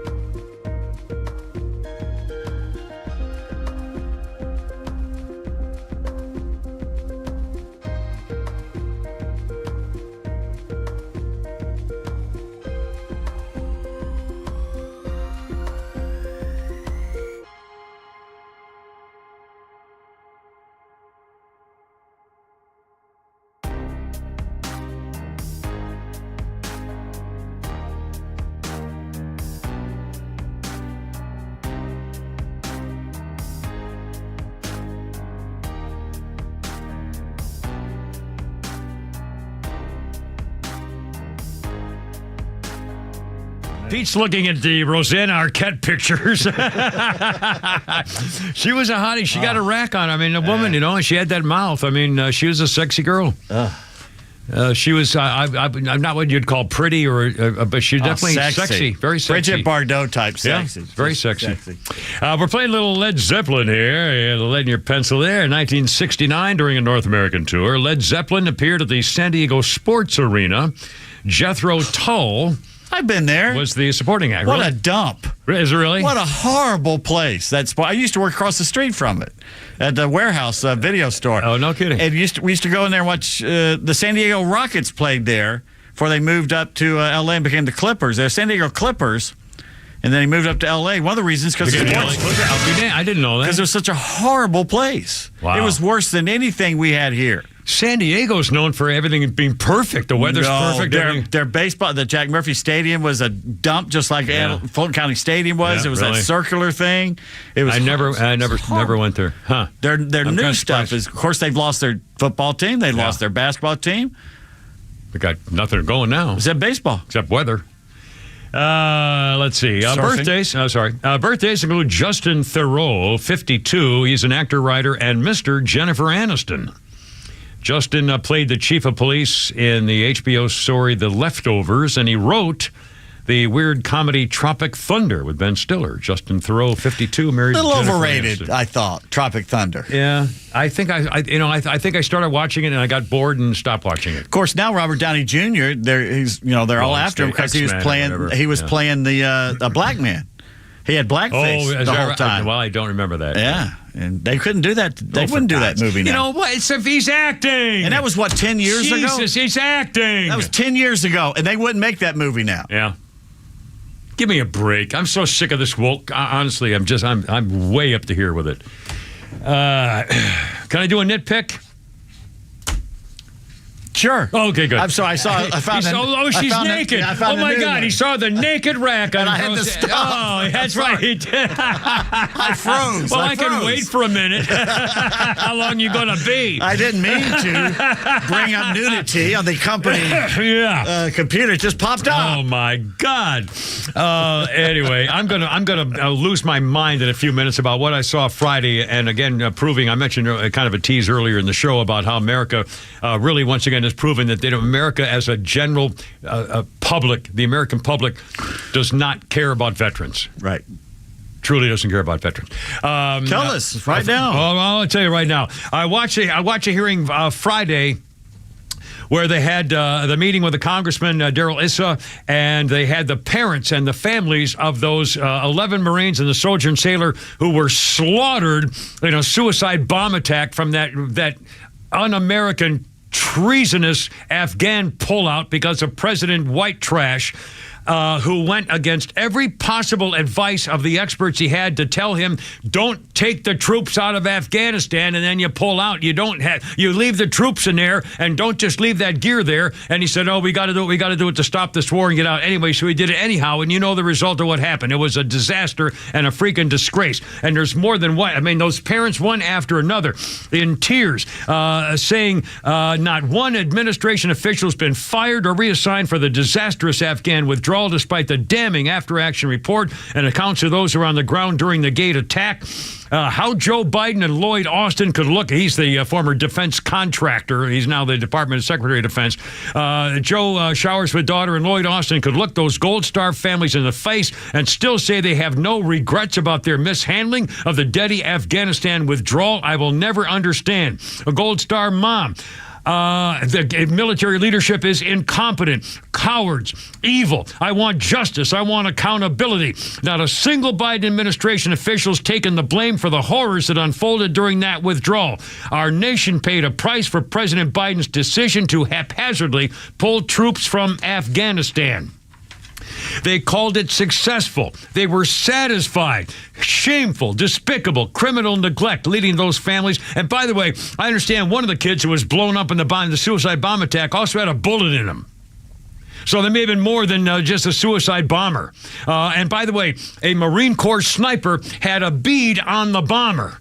And he said, I got the bomber. I got a suicide bomber. I know it's a suicide bomber. Looks like he's coming this way. Permission to shoot. Nobody gave him permission to shoot. He had to get permission to shoot, and nobody was in charge. He talked to a major, and the major said, well, I can't give you permission to shoot. And he said, well, then who can? Nobody did. So the sniper did not kill the bomber. And the bomber killed the sailors, soldiers, and the 11 Marines. Here's what killed me. One after another, these people testified. I mean, I could go, I won't do it all day, but I could go freaking all day. Calling it a success is an ultimate disrespect for the very people who deserve every ounce of respect we can give them. And here's some mother, Cheryl Rex. Lance Corporal Dylan Marola was killed in the suicide bombing attack in this disgraceful activity in Afghanistan. Quote, when Biden approached me, his words to me were, my wife Jill and I know how you feel. We lost our son as well and brought him home in a flag-draped coffin. The mother said, my heart started beating faster. I started shaking, knowing that their son died from cancer, and they were able to be by his side. How could someone be so heartless to say he knew how I felt? There have been survivors of that blast at a place called Abbey Gate where the suicide bomb was who have committed suicide. Their families are Gold Star families. They have yet to receive, some of them have never received their personal belongings. I took some notes on this. Apparently, some of the people stole their things from their phones, their SIM cards. Mm-hmm. And the family said, well, what the hell? I can't believe this. I want my freaking SIM cards. My son's, stuff, his photographs and his stuff from his phone. Where is it? They hid it. They took it. During the ceremony, Biden, I remember when he previously criticized for looking at his watch when the salute was honoring the return of the 13 dead service people killed in Kabul. And during the ceremony, he looked at his left arm down to see what time it was and how whether he was late or not to do something else. Poor baby was inconvenienced having to show some respect for these American heroes who got killed. And Biden said this. He stood by his decision to withdraw those troops. He said, quote, remember what I said? I said Al-Qaeda would not be there. I said we'd get help from the Taliban. What's happening now? What's going on? Read your press. I was right. Biden said I was right. Please, Al-Qaeda's no longer operating in Afghanistan. It's divorced from reality. Taliban's now somehow become our national security partner. Abject failure of leadership cost the lives of those 13 Americans. Stranded Americans in Afghanistan. And remember, the thousands of them that helped us were stranded. They never took the time to make sure that the people who should have gotten out got out. A lot did, but a lot didn't. It was haphazard. It was horrible. No leadership, and those people were basically slaughtered and butchered and murdered, and not one person's taken responsibility for it. And fell off the planes. Yeah. They climbed on the wings, and they must have known at some point they're going to fall off at 10,000 feet or whatever. I mean, come on. They were willing to hang on to part of an airplane leaving the ground? If this had happened under Trump, we'd be seeing that video never stopped for weeks afterwards. The bodies falling off the planes. Yep. And again, what kills me is that this happened Friday, unfortunately, because that's when they take out the garbage. When they do something, nobody wants to hear about it. On Friday, where is the outrage? How come the American public that saw, one reason, I'll bet you the media never covered it. I'll bet you the mainstream media never covered that hearing. So the American people basically only know that there was something bad happened when we finally got out of Afghanistan. Thank God for President Showers with daughter to bring us home from war. And that's all they know. It's despicable. Where's the media coverage? I'm telling you, America just doesn't care about our veterans. Just doesn't care about our veterans. You keep proving it. If this had been World War II, the generation of World War II, one thing, it wouldn't have happened because there would have been concern for what the result was going to be. And secondly, the American public, where are the American flags? This happened after World War I, remember? They had to march on Washington and did a camp, and what did the government do? Yeah, they turned the troops on them. They sent, who did they send? Patton. Yeah.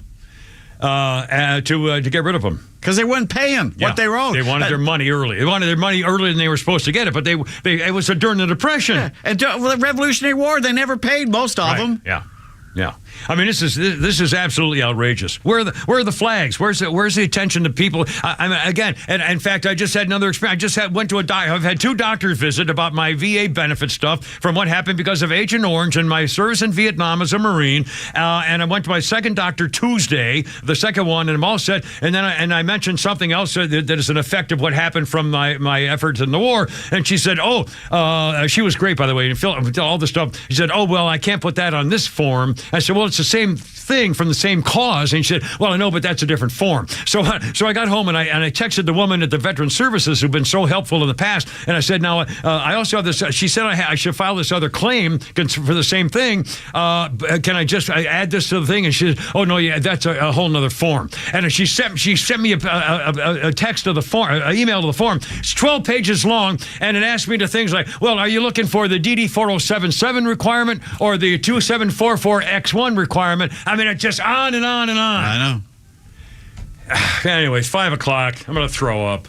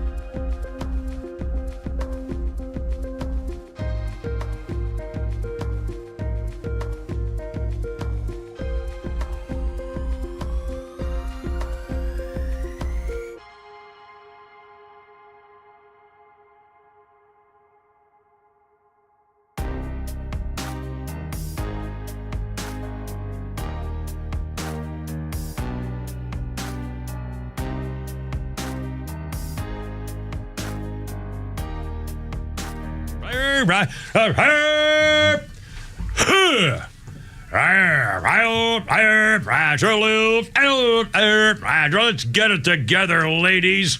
Left shoulder, right a blank. Ready on your dog target.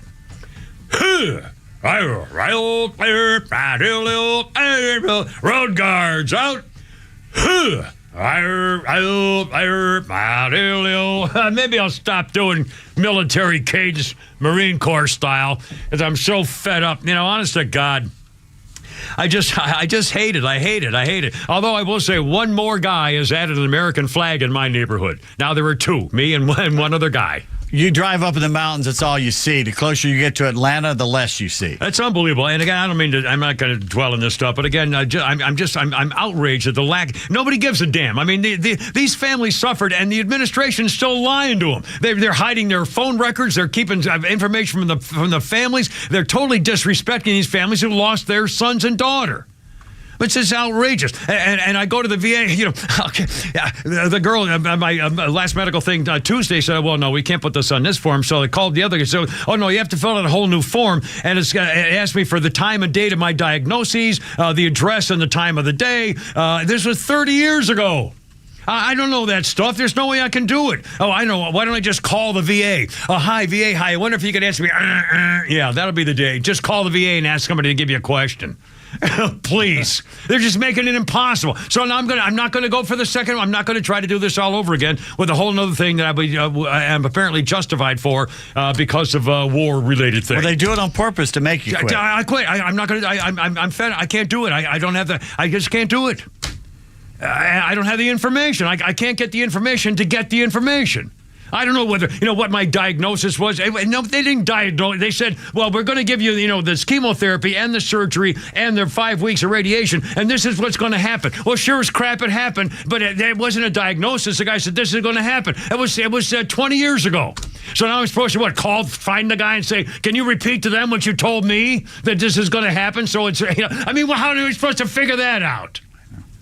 I mean, your son's a bad, it's just crap. It cost me a marriage and a child's nest egg, and finally I'm doing something about it and getting nothing but crap about it. I'm fed up. They win. They win. And you wonder why old people get grumpy? Or nut up? Yeah. You gonna nut up on us? I'll do one more nut up. I'm typing away. I'm working on the podcast working on the show over the weekend, doing my stuff, and all of a sudden I realize, my typewriter. I have an IBM Selectric wheel writer typewriter, and so it takes one of those cartridges for the ink for the thing. Okay. What's that? Sorry, my God. Are you trying to cut me? Your mic's on, I think. Gotcha. I was just saying the only person who ever said that on air. I have a typewriter. I have a typewriter. Well, I have my typewriter. I don't have a printer on my computer. I have a mini Mac computer. I don't have a printer, so I have a typewriter. He thinks he's space age George Jetson because he has the ball one. I do. I have the ball, the wheel writer, IBM Selectric. Okay, so anyway, I put in my last cartridge, and I don't have any more. So I went to Staples the other day, and they said, "Oh no, we don't sell this. No, of course not. They don't have Morse code here either." Yeah, so I go to Office Depot. No, we don't. There's no typewriter. Really? Best Buy? No, there's no. We don't have any. I said, oh my God! So now so I go on the internet. I said I need a tape thing for the typewriter, IBM Selectric, and there's a bunch of fake ones. Well, this fits. This is the same thing. And I'm going, well, I don't trust that. And so I come in and complain to Flounder this afternoon. I come in, I said, how am I supposed to figure it? I can't just now stop typing. I need my typewriter. This is how I do stuff, So Flounder, and I said, I don't have an Amazon card or one of those, download things, whatever you call it. So Flounder has got to go through trouble to actually try to find me some IBM Selectric Wheelwriter 3 cartridges. I'm outraged. You're telling me. It's like going in there to Office Depot and them saying, we don't have semaphore flags anymore either, Mr. Peterson. Well, how could you just say, they tell me to go screw myself. You're too old. If you have a typewriter, we don't care about you anymore. Well, no one uses a typewriter anymore. Well, I think there's one person who get a word processor. One guy here. Yeah, Radio Shack has them. I'm not going to do it. I'm fed up. I'm tired. It's a bunch of crap. In fact, no, I'm serious. I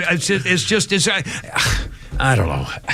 I'm losing. My mother bought me in high school one of the first word processors right out of high school, and the screen was this big. Yeah.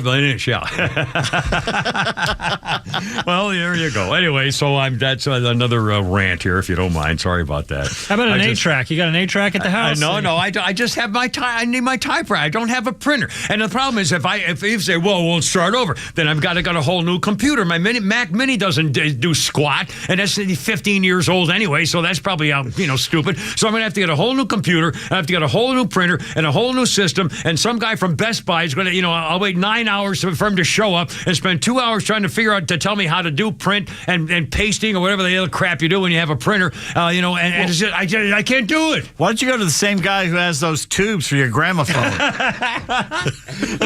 your player piano? I remember that my grandparents used to have that little slide picture photo thing, the Photo Vidicon or something like that. Opticon or, oh my God. Anyway. All right. I'm done. Let's see what else. I got a billion things going on. All right. 509. Kimmer, Pete, and Flounder having a good time here, goofing around. Mike Pence. We're going to do a little politics. We're going to do some more politics for you here, too. Mike Pence, over the weekend, was doing one of his camera opportunities, photo op.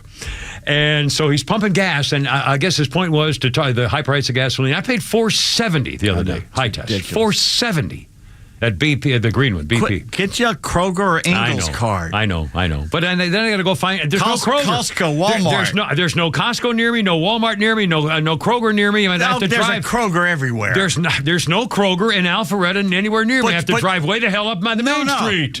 When you're coming to work or you're going home, stop and get it. Well, I'm not allowed to make a stop on the way to work, am I? All right. Oh, my God. Let's freaking card. That'll be. I guess you probably have to get an app to get the card now. I bet you can't even go into a freaking Amoco store. What did you say? Go into Ingles. Walk up to the desk and say, I need a card. There's no Ingles. They'll give you a card. There's not an Ingles, and they will not give me a card. I promise you, if I say I want a gas card, they'll Kroger. say, get an app and then call us on your phone. And get a computer and get another app for the computer. It's not a gas card. It's a Kroger card that gives you discounts, and you can use it at the gas pump. You hold it up, it goes blink. Well, I don't think I like the sound of that. I don't know. Well, you gotta get one. I don't know. Take the form home and write it up on your typewriter and bring it back. Well, maybe you can fax it to them. Maybe carrier pigeon. Attach it to the leg of the little pigeon. How about a good drum beat? It's like an Indian smoke signal. Oh God. Well, we just got that'll come back to get me. Probably. Well, you got to start at the origins. Tell everybody that you were doing Celts. I was doing kelp. Who? Celtic. That's Celtic. Celtic drums. We used to call it Celtic, but it's Celtic. It's pronounced The only Celtic. people that call it Celtics are Boston. Yeah, that's true. People. That's actually correct. By the way, they're going after the Biden crime family with bank records. James Comer, the Republican conservative, is going. He says from Kentucky. He says we are discussing the latest fallout from the crime family probe. The House Oversight Committee plans to subpoena the Biden family. I wish the media would ask the president, what exactly did your family do to receive the $21 million that the House Oversight Committee has just continued to say, well, that's a lie. That's not true. Well, we have the bank records. Yeah. Bank records don't lie. And if we played for you earlier, when Peter Doocy asked the president, well, what do you say about the Hunter's guy and you having a phone call? And he said, oh, that's a lie. It's a lousy question. It's all a lie. It's not a lie. And believe me, when he can no longer turn his back and walk away, if he has to debate somebody or have a news conference, if he actually is going to run for president, and I still say he's not going to be the nominee. I don't think he could pull it off. They would have to attack him. The media would have to finally say, okay, Mr. President, how do you explain, the $3.5 million of the thing and all? I mean, they're going to have to, and he can't answer the questions. He cannot. Do you have any confidence at all that this President White Trash could actually handle serious questions about his family's past? If they pump him up with enough Ritalin before he goes on? I don't think he could pull it off. There's no way he's going to do this. I guarantee you that you're never going to see him debate, and he will not be running for president. I'm saying that at 5:13. Right. Honestly, I don't know how he couldn't play. There's no, and if he debates Donald Trump, if he's a nominee, he's going to have to debate Trump or whoever the nominee is. They're going to demand at least one presidential debate. He'll kill him. He doesn't have to do anything. The rules are gone. Well, there you are. He's going to sit in the basement because, like you said, there's going to be another pandemic. They're already talking about masks. Oh, my God. All right, 5:30. Holy crap in sports. We'll do some fun next. Coming up with a Pete, Kimmer, and Flounder. Here we go. Look out.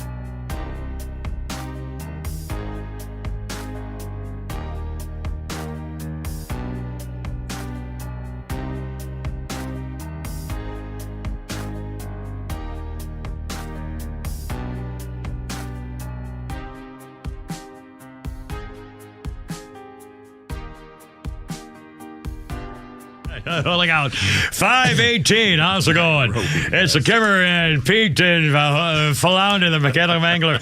And now, ladies and gentlemen, standing by from the sports world as we bring you the latest from the world of athletics.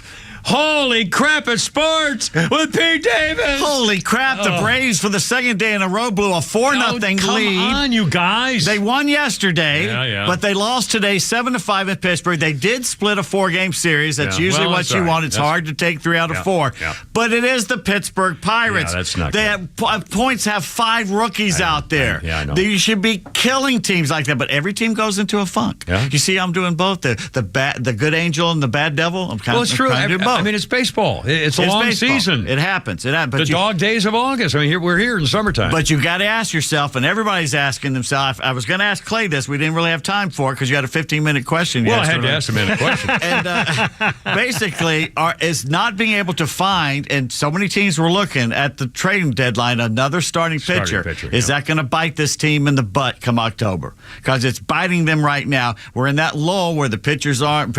Now, Max Fried had a little bad luck in his inning yesterday. Usually, Arcia takes that ball out of his glove and throws the guy out. He didn't yesterday, and it led to a 4-run inning or parts of it. And today, Bryce Elder, you got to worry about this guy. You don't know which one you're going to get. He's good for a couple innings and then falls apart, it seems. And they blew it. Another 4-run lead. They lose 7-5 today. Matt Olson hit his 40th homer. I think he's now tied with Shohei. Wow. Which, by the way, who's going for the Triple Crown in the American League. Who was the last guy to get a Triple Crown? Ted Williams? Before then it was, but Miguel Cabrera did it a few years ago with the Tigers. Oh, I think I remember that he too. Did, which is why he's instant Hall of Famer. Yeah. I mean, and the fact he's a great guy and all that stuff. But anyway, great. so the Braves, now it's the Mets. They're going to New York for the Mets starting tomorrow. Well, but there's still like 20 games over 500, so it isn't panic time. No. Last I checked, they were at least 10.5 over Philly, maybe more at this point. I'm not quite so sure after today. Oh, they got a huge lead, but in terms of game of over 500, they're. I mean, now you're going for the best record overall, so you can have home field advantage throughout the whole division thing. champions also. Yeah. But the pitching, they got to straighten out the starting pitch. Now maybe Kyle Wright comes back. Maybe Max Fried is Max Fried. I think he's been fine the last 2 times. He had one bad inning, and it wasn't all his fault. Yeah. So I'm just saying, there's hope out there. But they should have taken at least 3 out of 4 from the Pirates. You would think. On paper, you would. But the Pirates are kind of like the Blue Jays used to be and kind of still are. They're a young team that are not afraid because they're not supposed to win. Yeah. So they got McCutcheon back, and he's kind of their. And he's always hurt the Braves. Yeah. He's always hurt the Braves. And he's their old timer, and they love him there. So the crowd was all fired up and stuff. So all 14,000. Well, there you go. But I'd love to go to. I've never gone to a game. I've gone to the Steelers games there. At Heinz Field, but I've never been to a baseball game at PNC Park. It looks just it looks like a really cool stadium. Looks right by beautiful. The river and ridges. I caught a foul ball in Pittsburgh. Pittsburgh when we went there to cover the Braves in the playoffs. What was the name of the stadium? That was the Riverfront Stadium. No, that was Cincinnati, my friend. Three River Stadium. So you weren't there, were you? Three River Stadium. Three River Stadium. Three River Stadium. I just caught you. Well, I thought, wasn't it? Yeah. Isn't it? Was Three River Stadium? It used to be Three Rivers, which was a horrible stadium. Yeah, it was not bad. But not as bad as Veterans Stadium in Philadelphia, which was the worst. Saw that. Yeah, I ever outside the sports arena in San Diego. It was the worst place I ever went to saw a game. Yeah. There literally was in Pittsburgh in Three Rivers. The rivets they had with the AstroTurf and everything. Yeah. There was little several inches of distance between the rivets. God. It was hard. The fans were beautiful. Yeah. I love Pittsburgh. Oh, when I went there, it was a clean city. It was not. You know who's from Pittsburgh? One of our favorite people of all time. And who's that? Rachel Greathouse. Oh, I love her. She is. She's my number one. No, she's my number one. Somebody else's wife I want to marry. She's fantastic. Yeah. From Pittsburgh. Susan Kesak, our friend. This is from there Pittsburgh. you are. Anyway, Pittsburgh's old Forbes Field, where the Pirates played from 1909 to 1970, is gone now. But the left field wall where Bill Mazeroski hit his World Series winning home run over Yogi Berra's head in 1960, Game 7, there's a marker there for that. And there's actually the wall still standing, by the way. Really? In left field. A home plate, though, if you stand on it these days, you can only do it as a woman. What do you mean? Hopefully, as just one, because old home plate is now located in a stall in a women's bathroom. I mean, the actual location is now a woman's bathroom. They have a home plate somewhere else, but it's not the real one. Not the real one. Not the real. Damn. Did you see the big fight during the Guardians-White Sox game? No, I did not. Well, basically, Jose Ramirez was at the plate. And Tim Anderson's playing shortstop for the White Sox. Who likes the White Sox? And Tom Hamilton with the call, I think WTAM, but whatever. Here's Tom's call. The diving Vaughn down the right field line, kicks into the corner. Ramirez on his way to second. Head first slide, safe, and in to score is Jimenez. I did see this. And another hustle double. Right over the bag at first. Now Hosey and Anderson square off. They're fighting. They're swinging. Down goes Anderson. Down goes Anderson.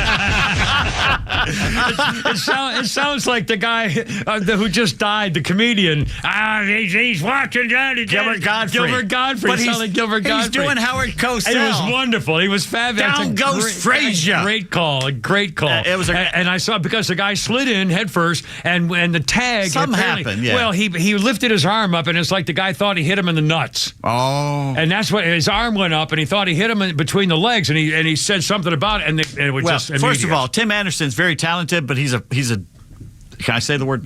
Yeah. That's what he is. Yeah. He's always been a jerk. I would never want him on the team. I don't care what his talent is. Yeah. The guy is a Troublemaker. cancer. Yeah. The White Sox are full of cancers. Yeah. I mean, you talk about just badness. That's Chicago. Well, it's the White Sox, Yeah. the South Side. Yeah. What do you expect? I've driven past there at a high That's right. speed. You don't want to stay there. That's the one ballpark I never want to go to. No. No, I want to go to every other one. Wrigley Field's except fine. that one. No, I don't want to go. I don't want to be there. By the way, there were T-shirts made of the incident within like 3 hours. You could buy it. It was great. It was sweet. Yeah. I'm not a big fan of Tom Hamilton either. He screams at a ground ball to second, but that was perfect. That was a great call. Perfect. On August 4th, 1884, Buffalo Bison's pitcher Pud Galvin threw the most lopsided no-hitter in history. His team beat the Detroit Wolverines 18-0 and no-hit them. Wow. And he threw it against, by the way, he had thrown the first one against a team with the worst name ever from your part of the world at one point. The Worcester, is that how you're pronouncing it right? Worcester, yeah. Worcester Worcesters. That was their name. Worcesters? The Worcester Worcesters. Oh, my God. And if they had Worcestershire sauce, none of us would be able to say sister it. sauce, yeah. Today's baseball card of the day, former Pirates lefty George Brunette. And George looks like he once beat up Jim Rockford. Oh, really? All those 70s guys looked like they were private dicks when they retired, you know? Yeah, cool. Former Georgia running back Sony Michel and Stetson Bennett played together at UGA. You might remember that from a few years ago. Didn't you just sign a big contract? Sony just signed a big Sony deal. retired. No, he just retired. He retired? I'll be damned. Okay, which means he was drafted in the first round of the NFL, played for 4 different teams, won 2 Super Bowls, all while Stetson was still in college. Holy cow. Because he kept transferring. Probably still in college. Wow. If you know what I'm talking about. Yeah, apparently. Bobby Dodd Stadium at Grant Field is now officially named Bobby Dodd Stadium at Hyundai Field. Oh, please. I know. Oh, come on. All right. Now, before we get into any rant, Flounder, is Hyundai a sponsor here at the station? I do not believe they are. Okay. I'm just saying. It's not Hyundai. It's just, call it Betty Crocker. I mean, you don't add a thing like that to a... Do we carry Yellow Jackets games here? A foreign thing with a thing. We do. Yes. Oh, we love it. It's a great idea. It's great to have them on board with us. It's fantastic. Adding more sponsors just goes to show the inclusivity of the diversity and amazing. The equality. We love that. The great cars. Well, the wonderful car. Well, I was going to go buy one tonight. In fact, let's go. I'll buy one for you and one for. I ended up buying a Honda, but I looked at the Honda. Well, I looked at it myself as I was flying by. Sorry, Alabama fans, but Nick Saban is definitely eyeing retirement. He just bought an $18 million beachside mansion in Jupiter Island. Oh, boy. That's Tiger Woods country. That's good stuff right there. That's big time Charlie. I basically had almost a heart attack there, but I will never go back. But other than that. Yeah, I used to drive by there on my Harleys once in a while. Yeah, they asked you to keep moving, too. They kept moving, sir, yeah. Mm-hmm. Big Game Boomer, a college football fan, made a good point on Facebook. He says, I hate conference realignment. I hate the TV networks are controlling this. College football is best when tradition and regional rivalries matter. Once they take that away, it's basically going to be NFL 2.0, which... That's what they want. Yeah. And that is sad. Yeah. End quote. And it's true. It's true. Someone actually put, the Big Ten's in the Midwest. Yeah. And you got Washington and Oregon up here, and L.A. and UCLA, Southern Cal down here. So they circled those up there, and they circled these down here, and then they drew a line connecting them to the Big Ten. Yeah. And it looks like a big, yeah. Well, it's getting a little silly, but I don't know what they're going to do. I mean, you got to do something. They can't stop it because the it's money's too over. much and the TV networks, and they're killing the rivalries. No more Washington, no more Apple Bowl. Yeah. Well, no more, Washington the Civil State. War. 44 out in Oregon. I know, yeah. It's just wrong. I don't get it. The Hawkeyes kicker allegedly bet the under on the 2021 Iowa State game. The over-under was 45. The game ended at 44. Aaron Blom wagered 170 times under his mama's name on DraftKings. Supposedly there was like $400 that shifted back and forth on this. To which Ben tweeted, "Who amongst us hasn't bet the under for an Iowa State game?" And she had replied, "To be fair, betting the under on a Cyclones Hawkeyes game isn't actually gambling, it's just free money." So I suppose we had a winner there, I'm guessing? I guess so. I felt bad for the good Americans on the women's national soccer team. There's a few of them that stood up and put their hands on there. We appreciate They them. lost in the World Cup. The Dutch, by the way, are just sticking the knife. The Dutch are saying they said the Americans had big mouths. As they should. It's true. Yeah, fine. But watching Megan Rapinoe send the losing penalty kick far right. Yeah. Far to right. The right, yeah. Way was right. Joyous. Yeah. But don't feel sorry for Megan. She already has another gig lined up. Oh, another gig? She has a new job teaching Galactic Empire stormtroopers how to shoot. And missed. Yeah, and she just kind of snickered and smiled. Oh, she laughed and laughed like Aroldis Chapman did that. Unbelievable. This is not a good look, people. You know, you go woke and you lose me. Oh, well, you've always. I mean, I just screw them, and I feel bad for the few women who really cared about their country. And I know. And we worked. Fire the coach and start out and get rid of all the ones who don't want to be there, who hate America, and let's start over. And by the way, this Rapinoe girl is terrible. She's not a good soccer player. She used to be. Years ago, but she's not good anymore. They shouldn't have put her in there for the kick. She lost it for him. That's right. She lost it. By the way, she wasn't worth it. Look She at was the there American because team. of who she is. Look at the photo of the American team and look at the photo of the Swedish team. Yeah, I know. Thanks. One looks like women. Yeah. Girls. And you know which one. That's right.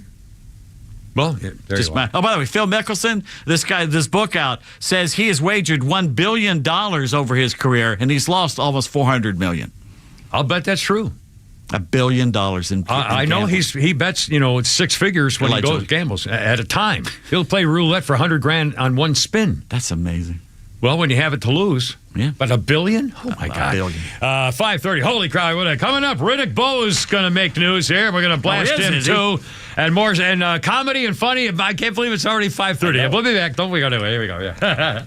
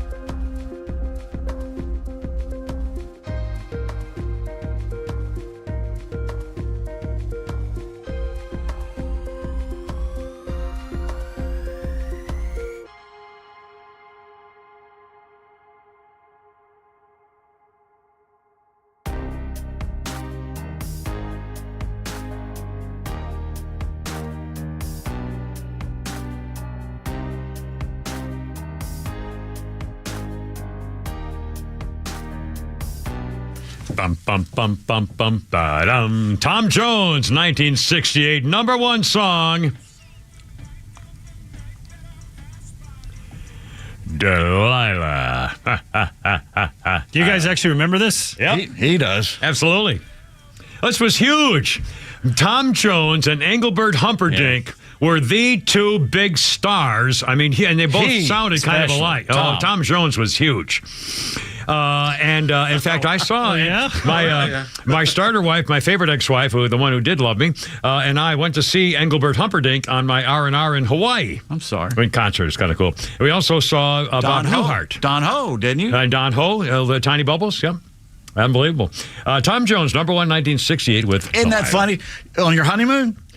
No, R&R from Vietnam. We had a delayed honeymoon. Oh, really? Okay. I was married for a few weeks, went to Vietnam, right. so basically it was kind of a honeymoon, yeah. But so we had ours about a year after we got married and went there. And I'm thinking, God, we're watching Don Ho. How many couples will say they watched Don Ho on their honeymoon? Tiny Bubbles. And he was funny as hell. He was a great guy. It was very entertaining. Yeah. It was just nice, fun. Of course, what I know is, I was happy to be, in the hotel. So I feel drinking drinks and stuff. Anyway, birthdays include the hideous Riddick Bowe. Riddick Bowe, 56 years old. Bowe was I'm reading what Flounders guy says. Bowe was the world heavyweight champ when he beat Evander Holyfield by decision 1992. Then he got chubby, joined the Marines, got kicked out, and then kidnapped his estranged wife and kids. I forgot about that. I remember he got arrested. He actually he went nuts. So, he used to be called the world's toughest man when he joined the Marines, which was supposedly his childhood dream. When he joined the Marines, he lasted 11 days. The drill instructor said he was nothing but a problem. He deliberately was every platoon has what they call a blank bird. A four-letter word starting with S is a blank bird. Every platoon has a blank bird, and it just screws up, and the whole platoon gets punished. That's why they have the blanket parties where you cover them in a blanket, beat the crap out of them with your soap and a sock, stuff like that. Anyway, so there's always one blank bird in every platoon. And he was the blank. Riddick Bowe was that guy. He apparently wanted to get kicked out because he didn't like to get up early in the morning, and he didn't like to do calisthenics when they ordered him to, and he didn't like taking orders from some guy, like that. And frankly, they let him leave the Marines. I don't know. I assume they gave him an honorable discharge. I can't imagine. They should have been kicked him out either for bad conduct or dishonorable. And then, frankly, let me just tell you a little story. And again, not that I know anything, but there's a thing called motivation platoon. And we had our S-bird one time was screwing up so badly that we were beating him up every night and stuff. And finally, he was screwing up so bad, the drill instructor sent him for the day to the motivation platoon. The motivation platoon at Paris Island is run by the drill instructors who are so mean that they no longer become drill instructors because they're all going to go to the brig. So the bad, tough guy, drill instructor, meanie guy, the worst guys in the history of the world, run the motivation platoon. And all they do is run the blank birds from every platoon made up together to make one little group, and they run them through swamps. And they make them stand at attention for hours in swamps, up to their neck in mud. The bugs and the things and the stuff. When we came back from our day of training, we were marching back in order. We got to the squad bay, in front of the squad bay, and there's the guy, our S-bird, is standing at attention, covered. We couldn't even see his face. You couldn't see anything but mud. It was just complete sewage and mud and God knows what from being in the motivation platoon. And I'll tell you what, they get you squared away because they beat the crap out of you all day. I have a question. Yeah. Did anyone ever get snake bit out in the swamp? I'm sure they did. Guys died once in a while trying to get away. From snakes? Yeah, no, from the drill instructors. I'd rather have the snake. Plus, you have 3 drill instructors in every platoon, with 60 guys. Anyway, and so, I don't know why they didn't just beat the crap out of him. Yeah. You don't get to do that. Oh, I don't like getting up early and doing all these calisthenics. Too bad. Poor baby. I know. It's just disgusting. Time out. I don't want to do this. He's a celebrity. That's why they did it. The drill instructor said that he would just say, no, I'm not going to do that. I don't want to do that. Honestly, you've been hit. They would have hit me in the mouth. Yeah, because you're not a celebrity. Then. God. And again, I was in the 60s. This was in the 80s or 90s, I guess. 90s. 92 or 3 or something like that. Yeah, I remember it. Oh, my God. You had a couple things to say about it at the time, if I remember. Well, I mean, I can't believe it. It's the only thing that's going to maybe get me into heaven. The fact that I was a Marine, because I know when I get up there, they're going to say, "Oh, you're the guy who believed that 30-year crap that." No, just let it go. And you're going to have to go to that other place. I said, "Oh, come on, St. Pete." He said, "Well, you were in the Marines, and it's in the song. You have to guard Heaven's Gate. It's a Marine Corps hymn, guarding Heaven's Gate." Knocking on Heaven's door. Maybe I know that's not exactly the same thing. That's a rock song. Marines Marines don't die. We just go to hell and regroup, and then begin guard Heaven's Gate. So regroup. Everybody on me. Over here by the firing gate. Guards out. Anyways, that's a little scoop there. Okay, let's do a Peach Sweets. We got comedy bits, and we got a million things other here. We haven't done it in a while, but wait to hear this. By the way, speaking of politics, holy smokes. Well, we got Pete. We got tweets. There we go. We got old Pete's tweets here. Right Flounder pointed this out. This is something that we talked about earlier. Cori Bush was the politician that put out the propaganda about Michael Brown, right? Claiming it was all white supremacy, the anniversary of white supremacy. Here's what she said. Yeah. Today's the 9th anniversary of Mike Brown's killing. He would be alive today if the institutions of racism and white supremacy had been eradicated. He should be alive today. We will never forget. We will continue to fight for justice and accountability. And she put a photo of him like he graduated. Yeah, with please. A little high school graduation. Yeah, he's got a little green cap and gown on, a red sash. So Clay Travis pointed this out. I noticed at the time, the fact checkers immediately got on this, right? Says the fact check here is phenomenal. This is what actual fact checking should look like. Nice job implementing this, Elon Musk. That's what Clay Travis had to say. Yeah. And it's just amazing. They basically debunked it instantly. Well, it was all a lie. He tried to kill a cop. Yeah. It was nobody ever said hands up, don't shoot. No. In fact, the guy who did say it was the liar who was next to him in the convenience store when he robbed the clerk. And by the way, there's a photo of someone holding the little Asian guy by the throat. That's what he did. He said, "You can't stop me," and he stole all the cigars to put his marijuana in. And he held the clerk by the throat and then took off with the stuff. It was an armed robbery. Yeah, that's what the fact check says this. Yeah. Brown robbed a convenience store, attacked Officer Wilson, reached into his patrol vehicle and struggled over the police firearm and was discharged, then charged the officer at gunpoint. Yeah, right. Tried to kill the cop. Now it's called Pete's tweets, not Flounder's tweets. Sorry, no. But I'll let you go this time. I didn't know. It was your birthday. There's your birthday present. Your birthday tweet. You get one mistake. I'm kidding. He's 45. He don't know what he's doing. There you are. It's starting to get to him. He's young. Did you see race warlord Al Sharpton on MSNBC a few days ago? Yeah. He said, "Can you imagine if James Madison or Thomas Jefferson tried to overthrow the government?"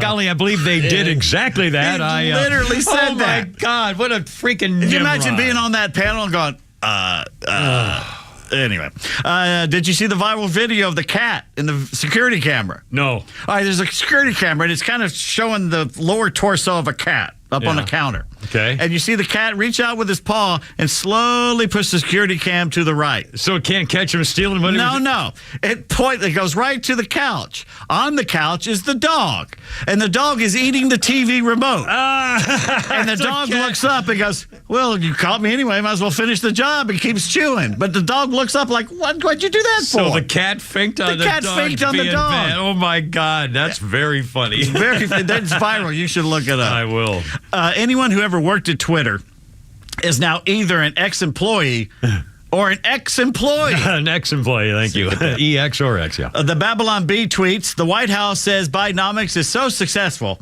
the average American now has twice as many jobs as they had 2 years ago." Keith Richards once got a turtle for his birthday, and he asked his parents, "Well, how old will it get?" And they said about 300 years old. And Keith shook his head and says, "See, that's why I'm against having pets. You get attached and then it dies." By the way, they put up a bronze statue from a famous artist of him and Mick Jagger. They call it the Glimmer Twins, and they put it in Dartford, which is the kind of a low-rent section of southeast London. And they put this statue up for him. Of course, I don't think either of them bothered to show up, but they did tweet and say it was a lovely thing to do. Well, that's nice. It's very nice. So they both hated that place and got out as quick as they could. But anyway, it's kind of like the Clarkston of London. Goodness. Let's put it that way. I haven't been there in a long time. Sure, it's a fine place. Used to be a nice little village. The Angoras. We changed a little bit since then. Southwest Cal, we used to kick their butts every year in football and every other thing. Yeah. Anonymous confession on Twitter. I had a drunken Tinder swipe session a few weeks ago. The next day, I matched up with my sister.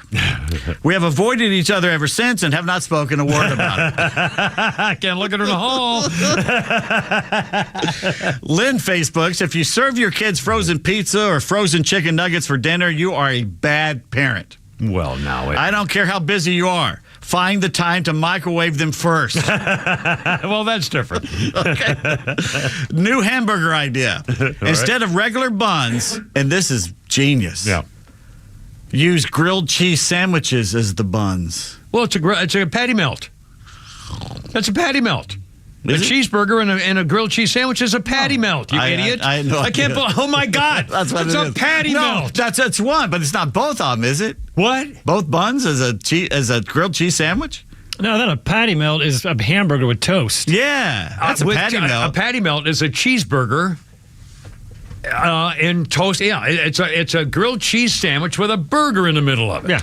That's a patty melt. A grilled cheese sandwich with a burger in the middle. Waffle House makes a hell of a patty melt. Yeah. 2 grilled cheese and I mentioned before, at the Friendly restaurant chain, they used to cut them and made their cheeseburgers, their patty melts, with square bread, not rolls, but square bread, and cut it in 3 pieces. I thought all bread was square. Doesn't it usually come in squares? No, round bread. I mean, there's a lot of French bread and sourdough bread's round. Yeah, absolutely. Yeah, right. Sourdough's a little round. I was once bread talk on the Kimmer Show. That's true. Bread. I was once so broke, Kimmer, I couldn't pay my power bill. Pay your power bill. No. Those were the darkest days of my life. Of your life, ladies and gentlemen. Oh my God. You want another one? Yeah, sure. Give me one more. Police say they have confirmed the man who died when he fell off the roof of the nightclub was not the bouncer. Not the bouncer, ladies and gentlemen. DoorDash now offering pickle jar opening service for single women. Democrats hire professional puppeteer to continue operating Dianne Feinstein. Weather Channel invites Biden for interview after hearing how much he loves to talk about the weather. And Chicago mayor says that due to negative connotations, we should stop using the word Chicago, ladies and gentlemen. Thank you. All right, 5:46. Kimmer tweets now. 5:45 break from the Babylon Bee. Taking over bad texting theater and everything. We got bad text, we got more Flounders funnies, and we got stuff. It don't go away yet. My God, man.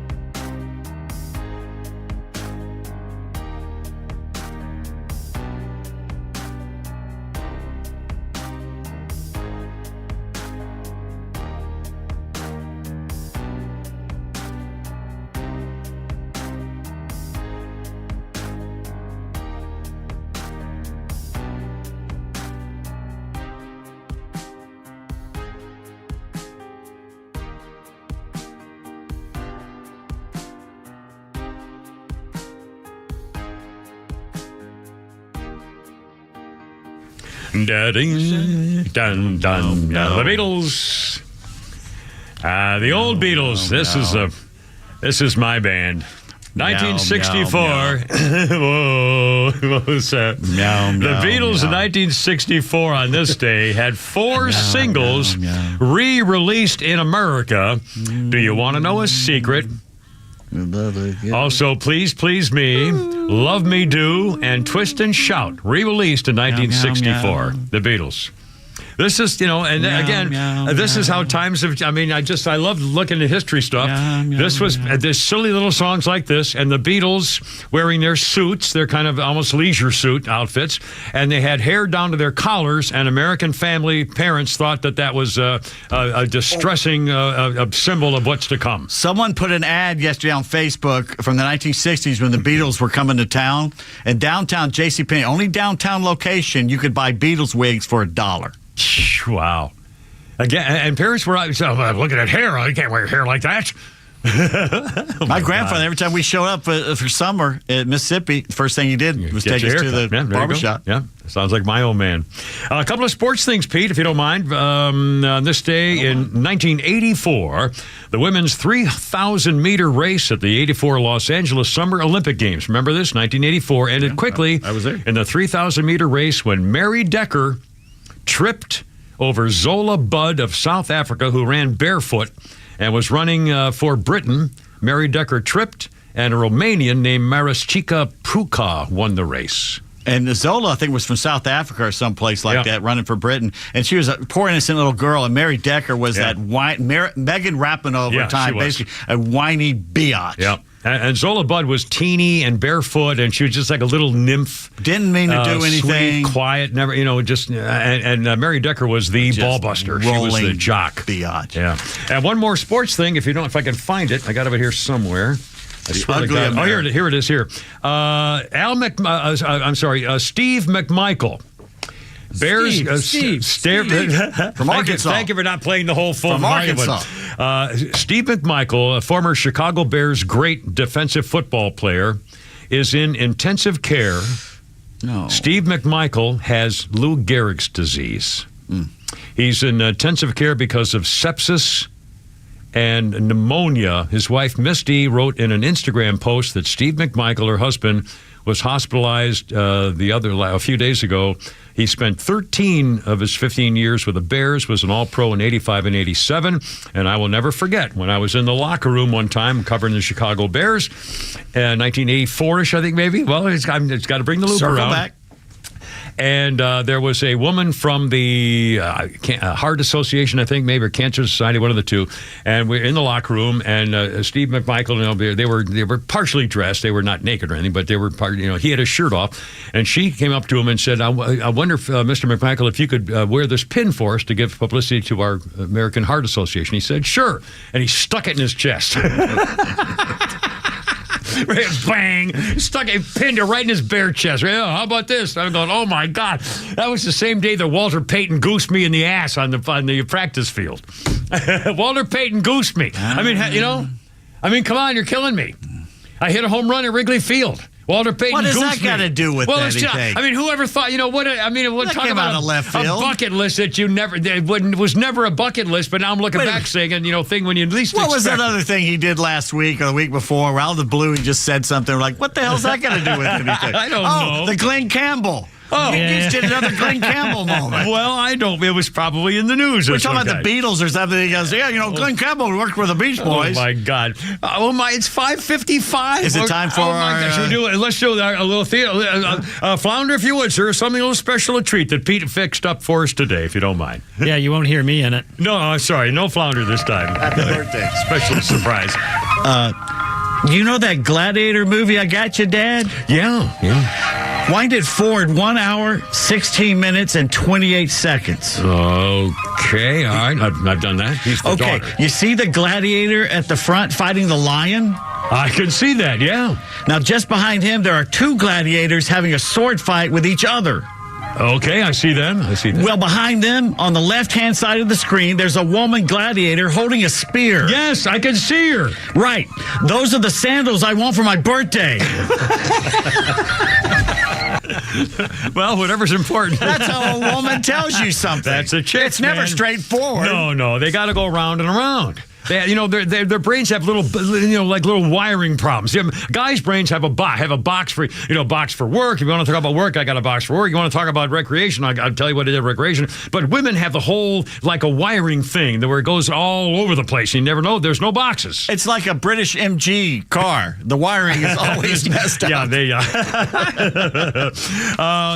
We'll save that Neil guy for tomorrow. Did you hear about Guy 57? Remember the story in Virginia? A 6-year-old boy shot his teacher. He had taken his mother's gun to school and shot his teacher in the classroom. Well, this was Rich Neck Elementary School, Newport News, Virginia. This was January this year. The boy, there's more now because of unsealed warrants reported by news outlets this week. Here's what happened. There was a gunshot heard. A teacher walked in to find that her teacher friend had been shot. And the 6-year-old boy, I'm going to give you a quote. This is not attractive, but I'm going to give you the actual quote of a 6-year-old boy. When the teacher walked in and saw his other teacher shot, the boy said, quote, "I did it. I got my mom's gun last night. I shot that bitch dead." 6. Black child. And I mention that because I think it's probably important. I think it probably is a thing. Where's the daddy? I shot that bitch dead. 6. Where do you learn that? I mean, seriously, where do you learn that? By the way, the kid was involved in multiple disciplinary incidents in the past, physical violence, threats of violence. His former kindergarten teacher said he once choked her in the neck, tried to strangle her. His mother, by the way, is facing 2 counts of felony child neglect for letting him get the firearm. How does a kindergartner get up to a teacher's neck? I don't know. She said he grabbed her around the neck. I mean, you kneel down when you're talking to kids at their desk or something. You lean over, kneel down, and you grabbed her by the neck. Good Lord. I mean, 6. Oh my God. What is 6? What, first grade? It's probably second grade, probably. First or second grade, yeah, either way. And then this little kid who's pleading not guilty, a 16-year-old boy pleading not guilty for murdering a 13-year-old boy at a skating rink. Remember back earlier this year? And his lawyer now has gone to court to say, Your Honor, we need to grant him bail because he really needs to get back to school. He's charged as an adult for murder, but he really misses school, Your Honor. He's missed several weeks now, and we really want him to go back to Benjamin Mays High School where he can go back to class after murdering a 13-year-old at a skating rink. Oh, my God. Benjamin Mays. Come on. The search warrant. This guy, Jack Smith, going a search warrant for Trump's Twitter accounts. And I heard the morning guys this morning talking about how back in the days of the revolution, Madison wanted to be president running against one of the Adams boys, I think. And Madison had a campaign that said, if you elect him, your daughters are going to be raped and your children are going to be murdered and your families will be destroyed if you elect my opponent in this election. I mean, they used to say all kinds of stuff. And now they're going after Trump for saying things that he truly believed. Jefferson against Adams was one of the worst ones. There you go. Anyway, I'm sorry, we're out of time. God bless America. Hoorah, Semper Fi, I gotta go. You're killing me. Boys, we go again tomorrow. Hoorah, it herp. Look out.